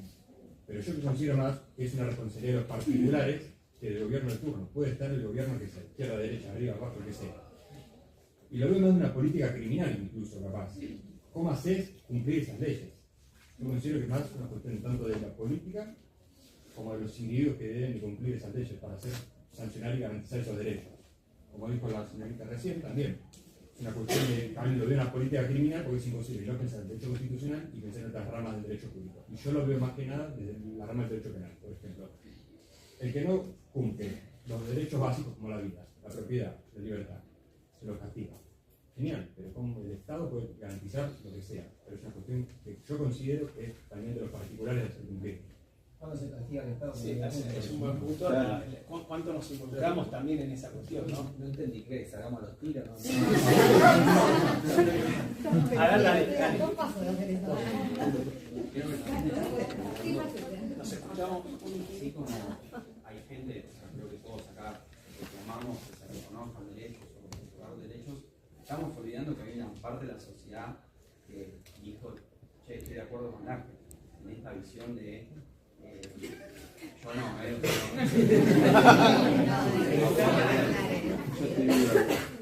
hay un sector electoral que fue el 56% que votó por esa visión de Estado, y yo creo que también es un poco por lo que es, y no por, estamos discutiendo acá la Constitución, las leyes, los artículos, los derechos, etc. Pero cuando lo bajamos a la real política, acá la mayoría, ninguno vamos a poder acceder a nuestra primera vivienda, y si accedemos va a ser una vivienda que, bueno, un monoambiente de un edificio, no la casa de nuestros sueños. Entonces, también hay una generación de pibes que nunca van a acceder a un laburo blanco, que tienen que repartir, estar andando en bici 16 horas, sin vacaciones, y es más visible la realidad que implica el ACPE que la que estamos discutiendo acá, lamentablemente, ¿no? Y también, retomando esta idea de qué son los derechos humanos o para quién es, algo que dije en el segundo encuentro, son derechos humanos en tanto el hombre en la sociedad burguesa. Decían en la Edad Media era eso, o no tenías opciones. Y hoy en día, ¿qué tantas opciones hay? No vas a ver. Si no aceptás el trabajo de 16 horas, sin vacaciones. Creo que es eso. También tenemos que entender que perdimos la batalla en un estado presente, y hay que entender también, antes de discutir qué es la libertad, qué es la igualdad, el por qué perdimos y qué podemos hacer mejor. Sí, yo creo que ahí hay un punto de coincidencia en todo lo que veo, que más allá de algunos estar de acuerdo, porque ahora la mayoría estar de acuerdo, es qué pasó, porque si en los papeles está muy lindo, pero después qué derecho al trabajo, a las vacaciones, a una vivienda efectivamente puedo gozar. Entonces eso hizo replantear, o también cierto sector de la política, leer eso y decir qué derecho me van a sacar si en definitiva no lo vamos a hacer. O sea, creo que ahí hay un muy buen punto. Igual vos querías hablar y yo te... ¿Cómo yo no lo partí a vos. Si vos hablás, yo no estoy preguntando los números de los que fueron participando. Vale. No, me pareció muy interesante. A ver, hay muchos puntos. Para el tema de la propiedad indígena, coincido en que muchos de nosotros desconocemos las necesidades actuales, pero también creo que ellos mismos desconocen sus propias necesidades, y voy a explicar por qué. Hace un par de años me fui a San Luis a conocer y encontré una reserva natural en Mapuche. Me puse a hablar con él. Él era residente permanente de Argentina, pero él era nómada, iba viajando por toda Argentina vendiendo su manufactura. ¿Podrán levantar la voz? Por un lado, Sí, que ahora es un poquito más fuerte con el conchado. Traía su mentalidad, su cultura, sus creencias, pero por otro lado, es como que los tiempos actuales socioeconómicos lo habían obligado a él a emigrar de su propia tribu y a viajar, ¿viste? Vendiendo su manufactura para poder mantener a su familia, que eso vendía por todos lados. Pero bueno, su forma de trabajo era esa porque él no había estudiado primaria, no había hecho no nada, y era su única forma de mantenerse. Lo cual, por supuesto, no respeta sus propias costumbres. ¿Por qué? Porque no podía mantener con sus costumbres los distintos sitios. O sea, él se había visto obligado a transformar su propia cultura por la sociedad. Por la subsistencia. Exactamente. Bien, uno es el tema. Yo creo que ¿Cómo? ellos saben. No, que me parece, entiendo el punto, pero creo que todos también nos transformamos por la sociedad un poco en la que vivimos. La sociedad es un condicionante en donde nosotros nos desarrollamos. Lo creo que más porque supuestamente el Estado tendría que encargarse de la necesidad de transformar su cultura y poder preservarla, como por ejemplo en el caso de Rusia, perdón, pero en Rusia hay comunidades originarias que están preservadas y de hecho van a investigar el asunto, preservan muy bien hasta el punto de que no han tenido que modificar su cultura para adaptarse. Muy interesante estudiarlo. Segundo tema, sí coincido en que los DESCA a veces no son derechos humanos, porque si todos fueran derechos humanos, justamente perderían la primordialidad que tiene que tener un derecho humano y la importancia fundamental. Pero sí coincido que son tanto, o sea, tienen tanta importancia como los propios derechos humanos, a pesar de no solo de los humanos, porque hacen un juego que permite no solo el sistema democrático, sino la misma subsistencia de los derechos humanos. Porque, a ver, vacaciones pagas, ¿sí? Es cierto, no es un derecho humano, pero sí es esencial para poder mantener, ¿sí?, un derecho humano, como es la subsistencia, la alimentación, la vida. A ver, hoy por hoy te dan un sueldo de 100.000 pesos. Pues sí, bueno, con eso como. No como. Tengo un sueldo. Con eso como y con suerte me pago el nombre. Pero un jubilado, por ejemplo, que a veces tiene que tener una dieta específica como pescado, como ciertos medicamentos especiales, ciertos tratamientos especiales, no podría acceder. Sí. Y lamentablemente tiene que ir a trabajar. Entonces, yo creo que si bien los DESCA no son derechos humanos y no se los puede considerar tales, sí creo que son esenciales y fundamentales para el juego dentro de nuestro mundo. Ahí va, vale. ¿Querés así después hablar más? Pero ahora que volvieron a pueblos originarios, tengo una discusión con ese tema, que el doctor dijo que bueno, todos nos tenemos que adaptar en cierto modo. Lo que ella trata de decir es que acá nosotros tenemos quizás una mirada más de que entendemos que hay otra cultura, pero te imponemos la nuestra, ¿no? Entonces lo que tienen que hacer es abandonar su cultura, cuando en otras partes del mundo lo que sucede es que hay una mirada más intercultural, en donde conviven todas las culturas o todas las visiones que se tienen, sin que ninguno tenga que imponer una cultura por sobre la otra. Y tomando lo que dijeron hace un rato también de que, bueno, que los pueblos tenían sus derechos, que porque también se los incorporó, o si quieren o no, que los incorporemos. No sé si quieren o no, pero fueron incorporados. Yo tengo un tema con el 75, 16, 17, a mí me parece que es re hipócrita, porque les reconoce la identidad a los pueblos, pero a los pueblos pasa esto, te reconozco la identidad, pero te impongo mi cultura, básicamente. Y si estamos hablando de una interdependencia, te tengo que reconocer. Nosotros, qué sé yo, ellos tienen lo de las tierras comunitarias, por ejemplo, que dicen que, o sea, lo reprotegen, y nosotros reexplotamos las tierras. Choca eso ahí, entonces, ¿de qué identidad le reconoces? es meramente teórico Estoy y lo necesitando ponen... divisas en el banco. Bueno, Martín, la decreción y después vamos con, allá con Caro y vos. ¿Usted Y allá atrás. señorita? Ahí está. Sí. Acá. No, ella está levantando la mano. ¿Quién? Yo. Sí. ¿Vos? No te había visto, perdón, dale. No, no hay problema. Perdón, ¿Nos escuchamos? tengo tantas cuestiones para hablar. Pero primero y principal, quiero decir que como siempre estoy de acuerdo con Martín en absolutamente todo lo que dijo. Por supuesto. Pensé que iba a decir del video. Esta está todo armado. Esto está todo arreglado. Esto huele a... Dale. La que venía con camiseta de Petraca y con camiseta Ah, ok. No sabe que tiene docente, sabe que es banca. Bueno. No, me pasa que estoy de acuerdo con un montón de cuestiones que me tratan, pero también hay ciertas cosas que no me dejan de llamar la atención. Por ejemplo, que es esta discriminación entre lo que es doctrinario y lo que es la aplicación política concreta de los derechos de los que estamos hablando. Chicos, por favor, ¿cómo puede ser que nos ponemos como alumnos de derecho a decir, no, cuando hablamos de derecho no hablamos de política?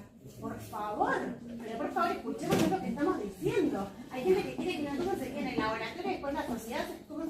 O sea, ¿para qué hacemos tanto laboratorio si no lo vamos a terminar aplicando? Nada, eso es como lo principal. Que está re bien, sí, son derechos humanos, obvio que son derechos humanos y cuanto más mejor para mí. Discúlpenme, o sea, contrario a todo lo que dije, digo, menos bueno, nada. Eso, para mí cuanto más mejor. Pero tratemos de ver cómo se traslada esto a la persona que está en el gobierno, gente, o sea, todo bien que no queramos hablar de partidos políticos, de banderas, eso yo lo entiendo, pero no podemos dejar de hablar cuando hablamos de derechos humanos, de política, de aplicación, ¿no? Es imposible separarlos, y si los separamos, nada, seremos grandes doctrinarios, pero nada más.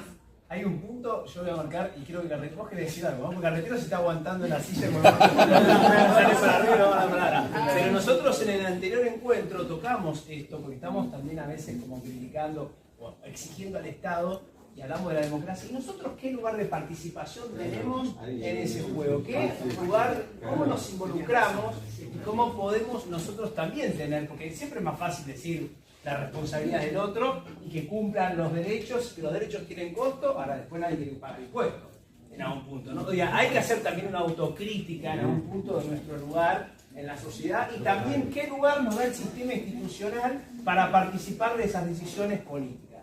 Eso lo vimos en el encuentro anterior, de cómo tenemos una constitución o una estructura donde llenamos de derechos, pero no modificamos la sala de máquinas, la parte estructural de la constitución de toma de decisiones.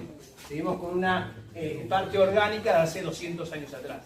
Quizás podríamos repensar un diseño para que podamos llegar a tener una verdadera democracia y mayor participación. Más en este aporte, Carretero, ¿querés tener? No, está bien. ¿Seguro? Nada, no, lo único que iba a decir, coincido con vos, pero los estudiantes de Derecho estudiamos Derecho, no estudiamos Ciencia Política. Estudiamos Derecho para que los políticos apliquen política, hagan política. Pero la política hace derecho también. La política también hace derecho. La política, no sé. Dale, Carlos. Para avalar esas políticas públicas que ellos hacen en realidad. Es al revés. Hasta que el curso internacional privado tiene razón Carretero. El derecho, para mi visión, no sé qué yo, el derecho está antes de las políticas. El derecho te da la posibilidad al político que realice. Por eso, le da facultades. Le da las facultades para que aplique. Ahora, si el político no lo aplica, es otra cosa.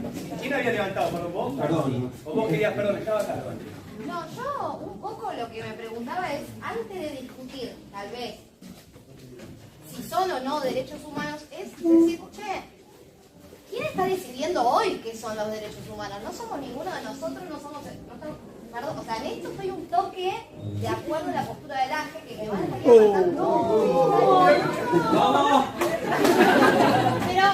pero un poco me cuesta a mí aceptar esa, que me impongan o que impongan a toda la comunidad internacional qué es un derecho humano. O sea, porque yo no los elegí, es como el meme de Moria de quiénes son. Para decirme a mí, Argentina, esto es un derecho humano. Paso por tu legislación nacional e impongo mi modo de vida. No, pero como Estado adherente vos... Sí. Nosotros no aceptamos la comunidad internacional. Sí, pero después tenés una interpretación de tratados también, que eso es un poco en el video extendido del AGE, que él habla de la interpretación viva de los tratados, ¿no? tiene vida propia. El tratado va evolucionando, como lo interpretan los organismos internacionales, es como hay que aplicarlo en la legislación nacional. Condiciones de su vigencia. Pero está bien, pero hay que estar imponiendo, más allá de lo que vos firmaste, una nueva interpretación de ese Por eso tenés los organismos internacionales que se originan de las elecciones que hacemos nosotros a la elección que ganan los gobiernos. Claro, la participación es ultra diferida. Es indirecta, sí. Ultra. Salvo en el Mercosur, donde sí es directa. Claro. Ahí. Quiero empezar con el punto de tema. Volviendo a los pueblos originarios, primero que nada no somos un trabajo nacional, por lo tanto podemos aceptar las demás naciones, pero no tenemos por qué asimilarlas. Todo bien, acá puede vivir un musulmán, un judío, un cristiano, un ateo, no hay problema, puede venir alguien de Siria, puede venir de China, que de hecho la historia de nuestro país demuestra que ha sido así. Y creo que si acá empiezo a preguntar un montón van a decir, yo tengo abuelos italianos, yo españoles, yo de Siria, y nunca hubo problema. Ahora, también hay una realidad práctica que, primero, los argentinos son pueblos originarios que vienen de Chile. Segundo, perdieron una guerra. ¿Qué país gana una guerra y le reconoce derechos al perdedor? ¿Es de política internacional una pavada hacer eso? Y encima que le reconocemos derechos, tenemos que nosotros asimilar su cultura. Cambiar nuestra forma de vida, la mayoritaria, por algunas miles de personas. ¿Es justo? ¿Es democrático? Sí. ¿Por qué? Y ahora, siguiendo con el tema, que hablaban de la autodeterminación de los pueblos, sí, obvio, los pueblos tienen derecho a determinarse, pero ¿no estamos pensando que el pueblo de ese país en puntual está limitado? ¿Que el pueblo son solo los varones mayores de 18? Las mujeres no, son pueblos. Entonces sí, es un poco el colonialismo lo que queremos hacer con, por ejemplo, Arabia Saudí. Está todo bien con el derecho a autodeterminación, pero es justo que solamente una parte de esa sociedad tenga derecho a hablar y no toda. También nos olvidamos de lo que es justo, ¿no? Nos quedamos hablando en el derecho, parece que volamos en ideas y no en las realidades prácticas de lo que pasa. Y otro tema del medio ambiente, lo mismo, nosotros no tenemos por qué imponerle a nadie, pero es justo que nosotros tratemos de, por ejemplo, cambiar las energías y ser ahora energías renovables, mientras que China y Estados Unidos concentran el 51% de la contaminación mundial. Entonces, nos quedamos en el derecho y nos olvidamos de para qué existe el derecho, que es para garantizar la justicia. No nos quedemos en el derecho, también pensemos en lo que es justo y lo que es que hacer justo. ¿Y qué es justo? No, mentira. Vamos allá, sigo la línea de la compañera y de Petraca, del doctor Petraca, que sí, para mí son derechos humanos y que tienen que ser, o sea, como decimos, progresivos, o sea, basta de cuestionar como lo obvio, me parece, ¿no? O sea, para mí sí son derechos humanos.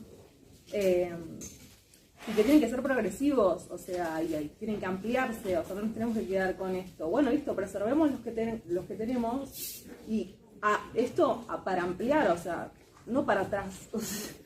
No sigamos políticas que son para atrás, restrictivas. Bueno, no, menos mal que no llené este papel antes porque... ¿Por qué? Y porque que sí que son, que no son, que sí son. Ah, escuchaba a okay. uno y adoptaba la postura, escuchaba a otro, menos no sé quién era, del video no, pero bueno. Después sí, bueno, cerebro, y hablo porque aprovecho, porque no sé, a todos le habrá pasado acá que cena familiar la pudrí, porque, ya venís vos por los derechos humanos, te dicen, ¿viste? Automático.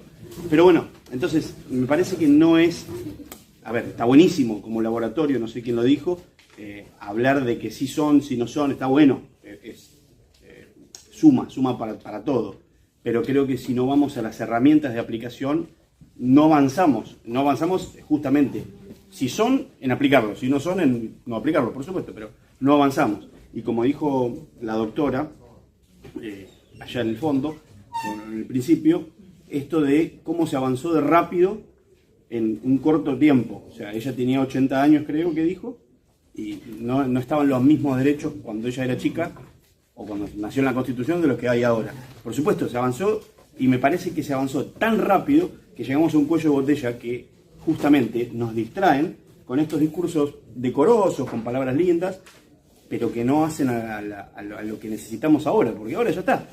De 40, 50, 60 años hacia atrás, hacia ahora, estamos fabulosos.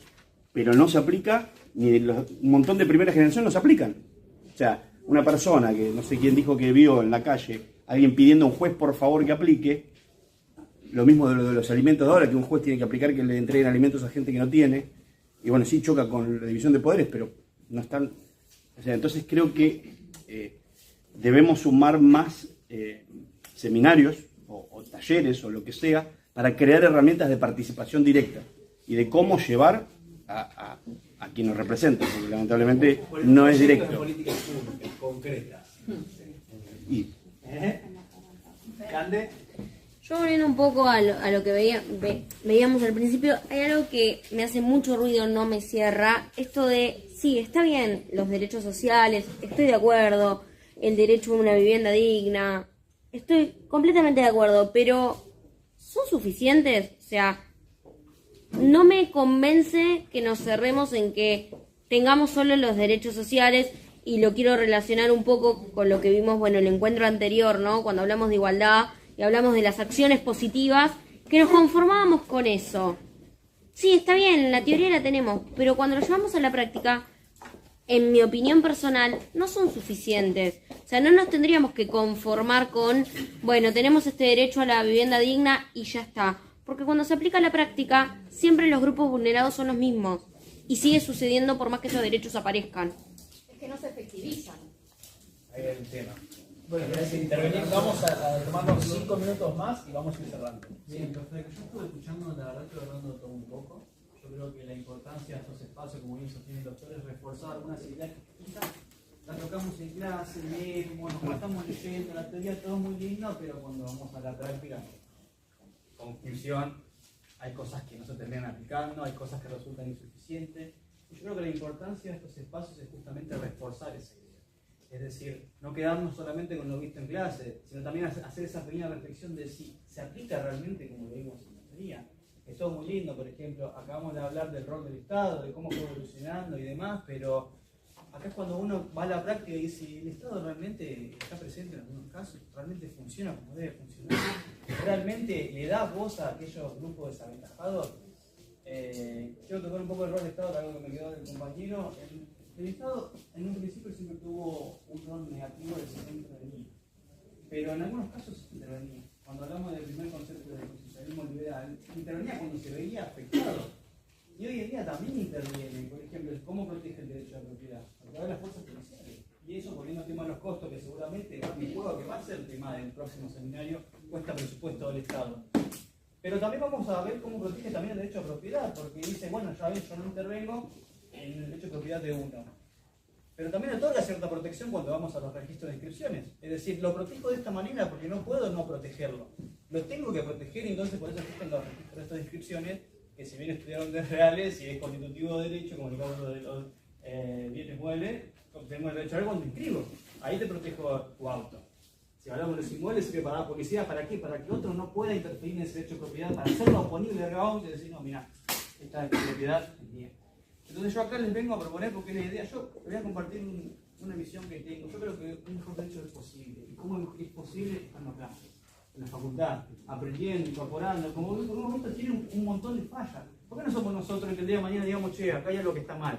Por ejemplo, vemos el Código Penal, y el Código Penal en una parte te habla de pegada perpetua a una persona que mide la relación de pareja. Pero lo que no te define y que lo que deja al criterio del juez es que es una relación de pareja. ¿Acaso el código no podría decir, che, mire, relación de pareja es aquello que reúne estas condiciones, como para reforzar? Yo creo que esto va a ser trabajo para las futuras generaciones de derecho. La verdad que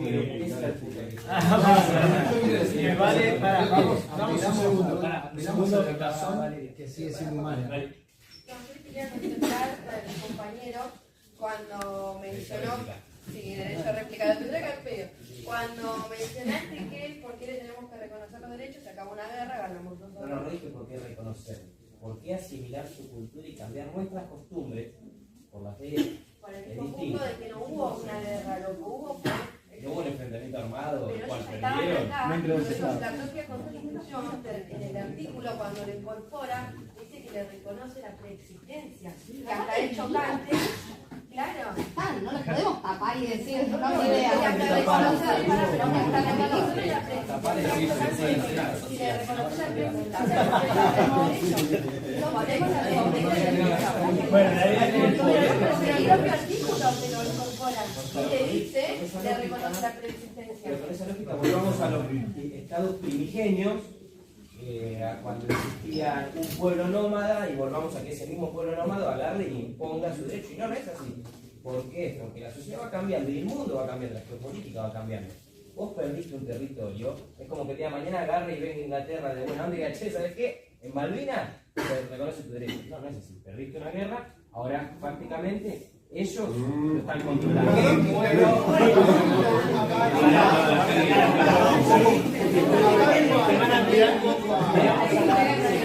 Nos escuchamos, por favor, y avanzamos a las áreas. Perdón, pero yo creo que acá tiene sentido lo que plantea ella. Me siento intimidado de otro tipo de derechos internacionales. Pero ahora te doy la palabra, Fede, dale. Dale, sigue. Cortito, así pasamos muy bien. Yo creo que los derechos humanos son importantes, son necesarios, pero creo que tiene que haber un escrutinio y una definición más precisa de cuáles son y en qué medida y cómo determinar. Por ejemplo, los grupos originarios, los pueblos originarios. Es difícil determinar qué pueblos son y cuándo dejan de ser pueblos originarios, ¿no? Porque se interrelacionan con nosotros y va a ser un momento en el que esa identidad va a dejar de ser tan fuerte. Creo, ¿no? Sí, sí, sí. Es una... Igual pueblos originarios es para armar un seminario aparte. Fede y la doctora Fiamma, que le agradezco, vino la doctora Fiamma, profesora de Derecho Internacional Privado de Introducción. Así que Fede, acá, como planteaba la compañera Valeria, no pasa por una guerra. Voy a citar una frase no, es un hecho, de Daniel Munchnik. Munchnik es un periodista especializado en genocidios. Él tiene un libro de evolución histórica de los genocidios.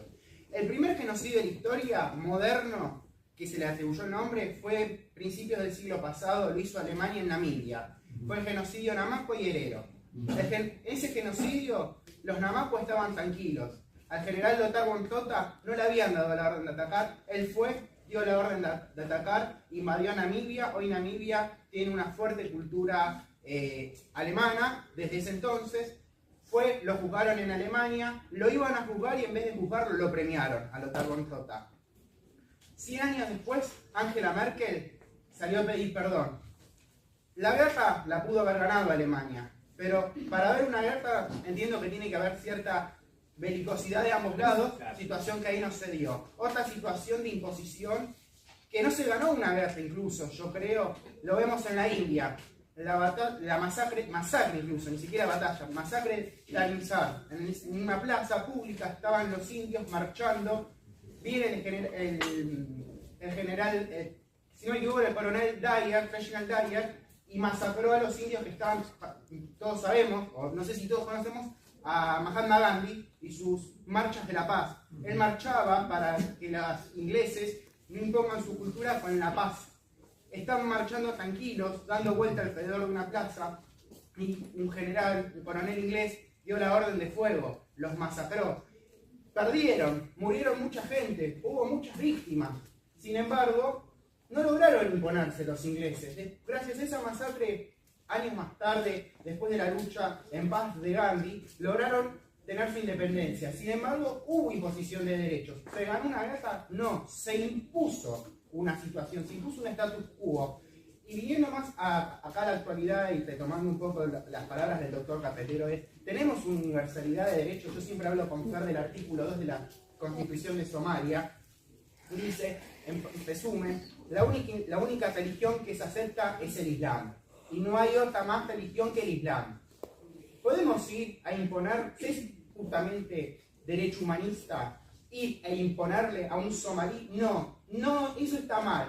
Porque su status quo, su situación durante años, lo ve bien. Y por ahí eso es también un derecho humano. Que ellos te van a decir, esto es mi derecho humano, yo quiero que el Islam, que Alá, que todas estas creencias, que si haces magia te corto la mano derecha, por ahí para ellos es el derecho humano de ellos y es justamente entendido. Y lo mismo pasaría acá en los pueblos originarios. Le imponemos una cultura, le queremos imponer nuestros déspotas a la presión, se hizo durante mucho tiempo. ¿Y eso es derecho humano o es antiderecho humano? Querer aplicarle a alguien a presión, a más mano poder, aprisionarle de, no, esto que haces está mal, darle justamente 400 azotes a una persona por tal cosa está mal. Y yo me pregunto, ¿qué es mejor? ¿Que me den 30 azotes o pasar 40 años preso? Como perder la libertad, que encima es otro derecho, la libertad. Entonces digo, lo pienso y digo, che, la verdad si cometo un delito, creo que es mejor que me den 40 azotes, después me voy a mi casa, sano y ya está. Bueno, entonces, si hablamos de imponer derechos humanos, partiendo desde la base de los DESPA, ¿no? Diciendo, sí, son derechos humanos, y volviendo a los pueblos originarios, ¿es justo decir que a través de guerras se pueden imponer derechos humanos? La respuesta para mí es no. A veces hay imposición. E imponer los DESPA, más allá de sean o no derechos humanos, ¿es justo? ¿Es justamente humanitario imponer un derecho a una cultura que maneja un status quo arraigado durante muchos años? ¿Es una pregunta? ¿Es un debate? Sí, pero tampoco podemos dejar la imposición en sí misma, porque si no volvemos a lo que planteaba Bottini. A veces las palabras muy bonitas, palabras vacías pero muy bonitas, generan una imposición o un lavado de cabeza que nos tiene que hacer preocupar. Entonces hay que reformular ciertos debates, pero también tenemos, como decía la compañera, como estudiante de Derecho, de un poquito la frase, pensar un poco cómo lo decimos, cómo lo hacemos, porque si no estamos legitimando, por ejemplo, un salpelum. Ir a la guerra, total, como pueblo es mi derecho. También es la tiranía de las mayorías. Bueno, volvemos al punto de inicio que es democracia versus constitución. Es que sí, es que la esencia de los derechos humanos es que no se discutan democráticamente, así que nos vuelve al primer encuentro. Llama. Mi aporte era relación a Malvinas, no Sí. sé si viene al caso. Dale, obvio, Bueno, sí. en primer lugar, los felicito a todos, antes de decirlo, los escucho hablar y me siento muy orgullosa de ustedes, muchos fueron mis alumnos, así que súper felicito por este espacio. Una consideración con respecto a Malvinas. Si bien se dice que la guerra es la continuación de la política por otros medios, no podemos caer en la falacia de que ganar, ¿sí?, resultar victorioso en un encuentro bélico, te lleva a tener derechos soberanos sobre un territorio, ¿sí? No podemos perder de vista que la cuestión Malvinas es una cuestión neurálgica para la nación argentina, que está consagrada en nuestra Carta Magna, y que más allá de eso hay toda una cuestión histórica. ¿Sí? En 1833 ocurrió una usurpación, ¿sí?, por parte de Inglaterra a nuestras islas, y después hay un montón de cuestiones que surgen del propio derecho internacional a través del reclamo argentino en la Organización de las Naciones Unidas, como las resoluciones 1514 y la 2065. En esta última se oponen dos derechos, ¿sí?, que son el de la autodeterminación de los pueblos y la integridad territorial, pero prima el de la integridad territorial. ¿Sí? ¿Por qué? Porque las Malvinas son argentinas. No hay un pueblo que tenga derecho a autodeterminarse, porque no es un pueblo, es una población que está implantada. ¿Sí? Entonces, esto lo hago como una aclaración porque esta clase de comentarios son quizás parte de ese concepto que nosotros estudiamos como la desmalvinización, ¿sí? Y por ahí si alguno no está muy al tanto de cómo es la cuestión de Malvinas, sí aclarar que es una cuestión muy neurálgica para nuestra nación. Perdón, quiero hacer una última aclaración porque creo que se malentendió mi comentario. Cualquiera que me conoce sabe que yo hace años soy el primero que pone el corazón por la causa Malvinas. No considero que sea territorio inglés, es territorio argentino. Ahora, es una cuestión fáctica que cualquier cosa que pasa en Malvinas no lo juzgan fuera de Argentina. A eso es a lo que yo me refiero. Lo que dice compañero es una descripción, en realidad. Yo sé que es un tema súper neurálgico, que también me conozco, yo a las mañanas tengo tatuadas, pero lo que dice es una descripción. De facto, hay un país extranjero, en las Malvinas, con una base militar. Es una descripción, es una cuestión neurálgica, súper moral, que nos emociona a todos y que nos retoca, pero es una descripción. Bueno, vamos a ir cerrando el encuentro. Espero que se hayan sentido cómodos, que les haya gustado. La idea es poder dar la voz a todos. ¿Cómo? Ahora vamos a hacer el sorteo de un aplauso.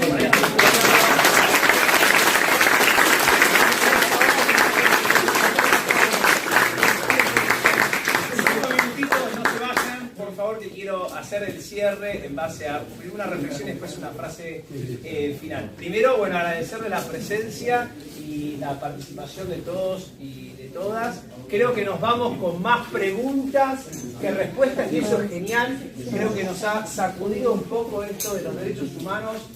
¿Cuánto sirve clasificar a los DESCA con derechos humanos o no? Significa en el día a día no se cumplen.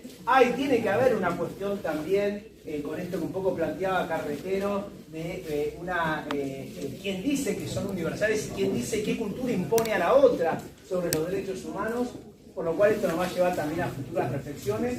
Y por último, también entender en algún punto que todos los derechos que nosotros estamos hablando acá, que suenan muy bonitos, pero claramente tienen costos presupuestarios y que hay que elegir en algún punto cómo se administra, y hay que empezar a hablar del tema presupuestario y del presupuesto. Entonces, creo que el tema de costo de derechos va a ser algo que vamos a abordar en el próximo encuentro, en el próximo semestre, y también empezar a entender qué sucede cuando los derechos son violados. ¿Qué poder es el que viene a remediar, que ustedes lo nombraron y que Petracca recién lo nombró? ¿Qué poder del Estado cuando no cumplen el derecho? El Poder Judicial. Entonces, acá tenemos un problema también, porque no podemos vulnerar el derecho a la igualdad de unos, solamente de los que pueden acceder a ese Poder Judicial, y decide el Poder Judicial, supongamos, que hay que hacer determinadas obras de infraestructura, y tiene que empezar a decir cuestiones presupuestarias. ¿Que quién decide las cuestiones presupuestarias? ¿Quién decide el presupuesto? El poder ejecutivo con el legislativo. Entonces veamos cómo, para poder proteger estos derechos en pie de igualdad, el Poder Judicial muchas veces se tiene que meter en cuestiones presupuestarias. Si me decís, tengo que darle cloaca y agua potable a la gente, tengo que hacer escuelas, tengo que hacer universidades, tengo que prestar alimentos, cubrir amparos, en algún punto, bueno, que administre y que ejerza el presupuesto del Poder Judicial. Bueno, esto del litigio estratégico es algo que vamos a ver en el próximo encuentro. ¿Está bien? Para seguir reflexionando. Y para terminar, no nos olvidemos que nosotros también estamos en una situación, no sé utilizar privilegio, pero el hecho de estar en una universidad, tomar el tiempo que ustedes toman y le dedican a estudiar, que los felicito y está muy bien, pero también estamos en una situación privilegiada de poder tener mayor conocimiento y a la hora del día de mañana ustedes ser abogados y abogadas, van a poder decidir sobre estos derechos que se están violando, políticas públicas. O sea que ustedes tienen una responsabilidad, ¿sí?, en cuanto a poder efectivizar también estos derechos. No nos hagamos y no nos aislemos de ser actores y protagonistas del cumplimiento de los derechos que estamos tan comprometidos con estos derechos. ¿Está bien? Para cerrar, leo una frase para entender lo que es la esencia de este seminario, que tiene que ver un poco con el juego democrático, con abrir lo que ustedes puedan opinar, porque la democracia no es únicamente ir a votar, sino que ustedes puedan participar y definir sobre los derechos, sobre el presupuesto y sobre todas estas cuestiones. Que es una frase que la saqué de una entrevista de Michael Sandel con Fontevecchia, que dice: la libertad no es solo consumir bienes. Y dice así, dice: tendemos a pensar en la ciudadanía, en la democracia, simplemente como si se votara en una elección. Pero la democracia significa mucho más que votar en un día de elecciones. Lo que es importante es que requiere reunirse, organizarse juntos, razonar, argumentar, debatir. Es parte de nuestra vida cotidiana dentro de la sociedad civil. Por eso es que es la única forma en la que podemos cultivar el tipo de ciudadanos que requiere la democracia. Es la única forma en que podemos orientar nuestra vida pública hacia una política del bien común.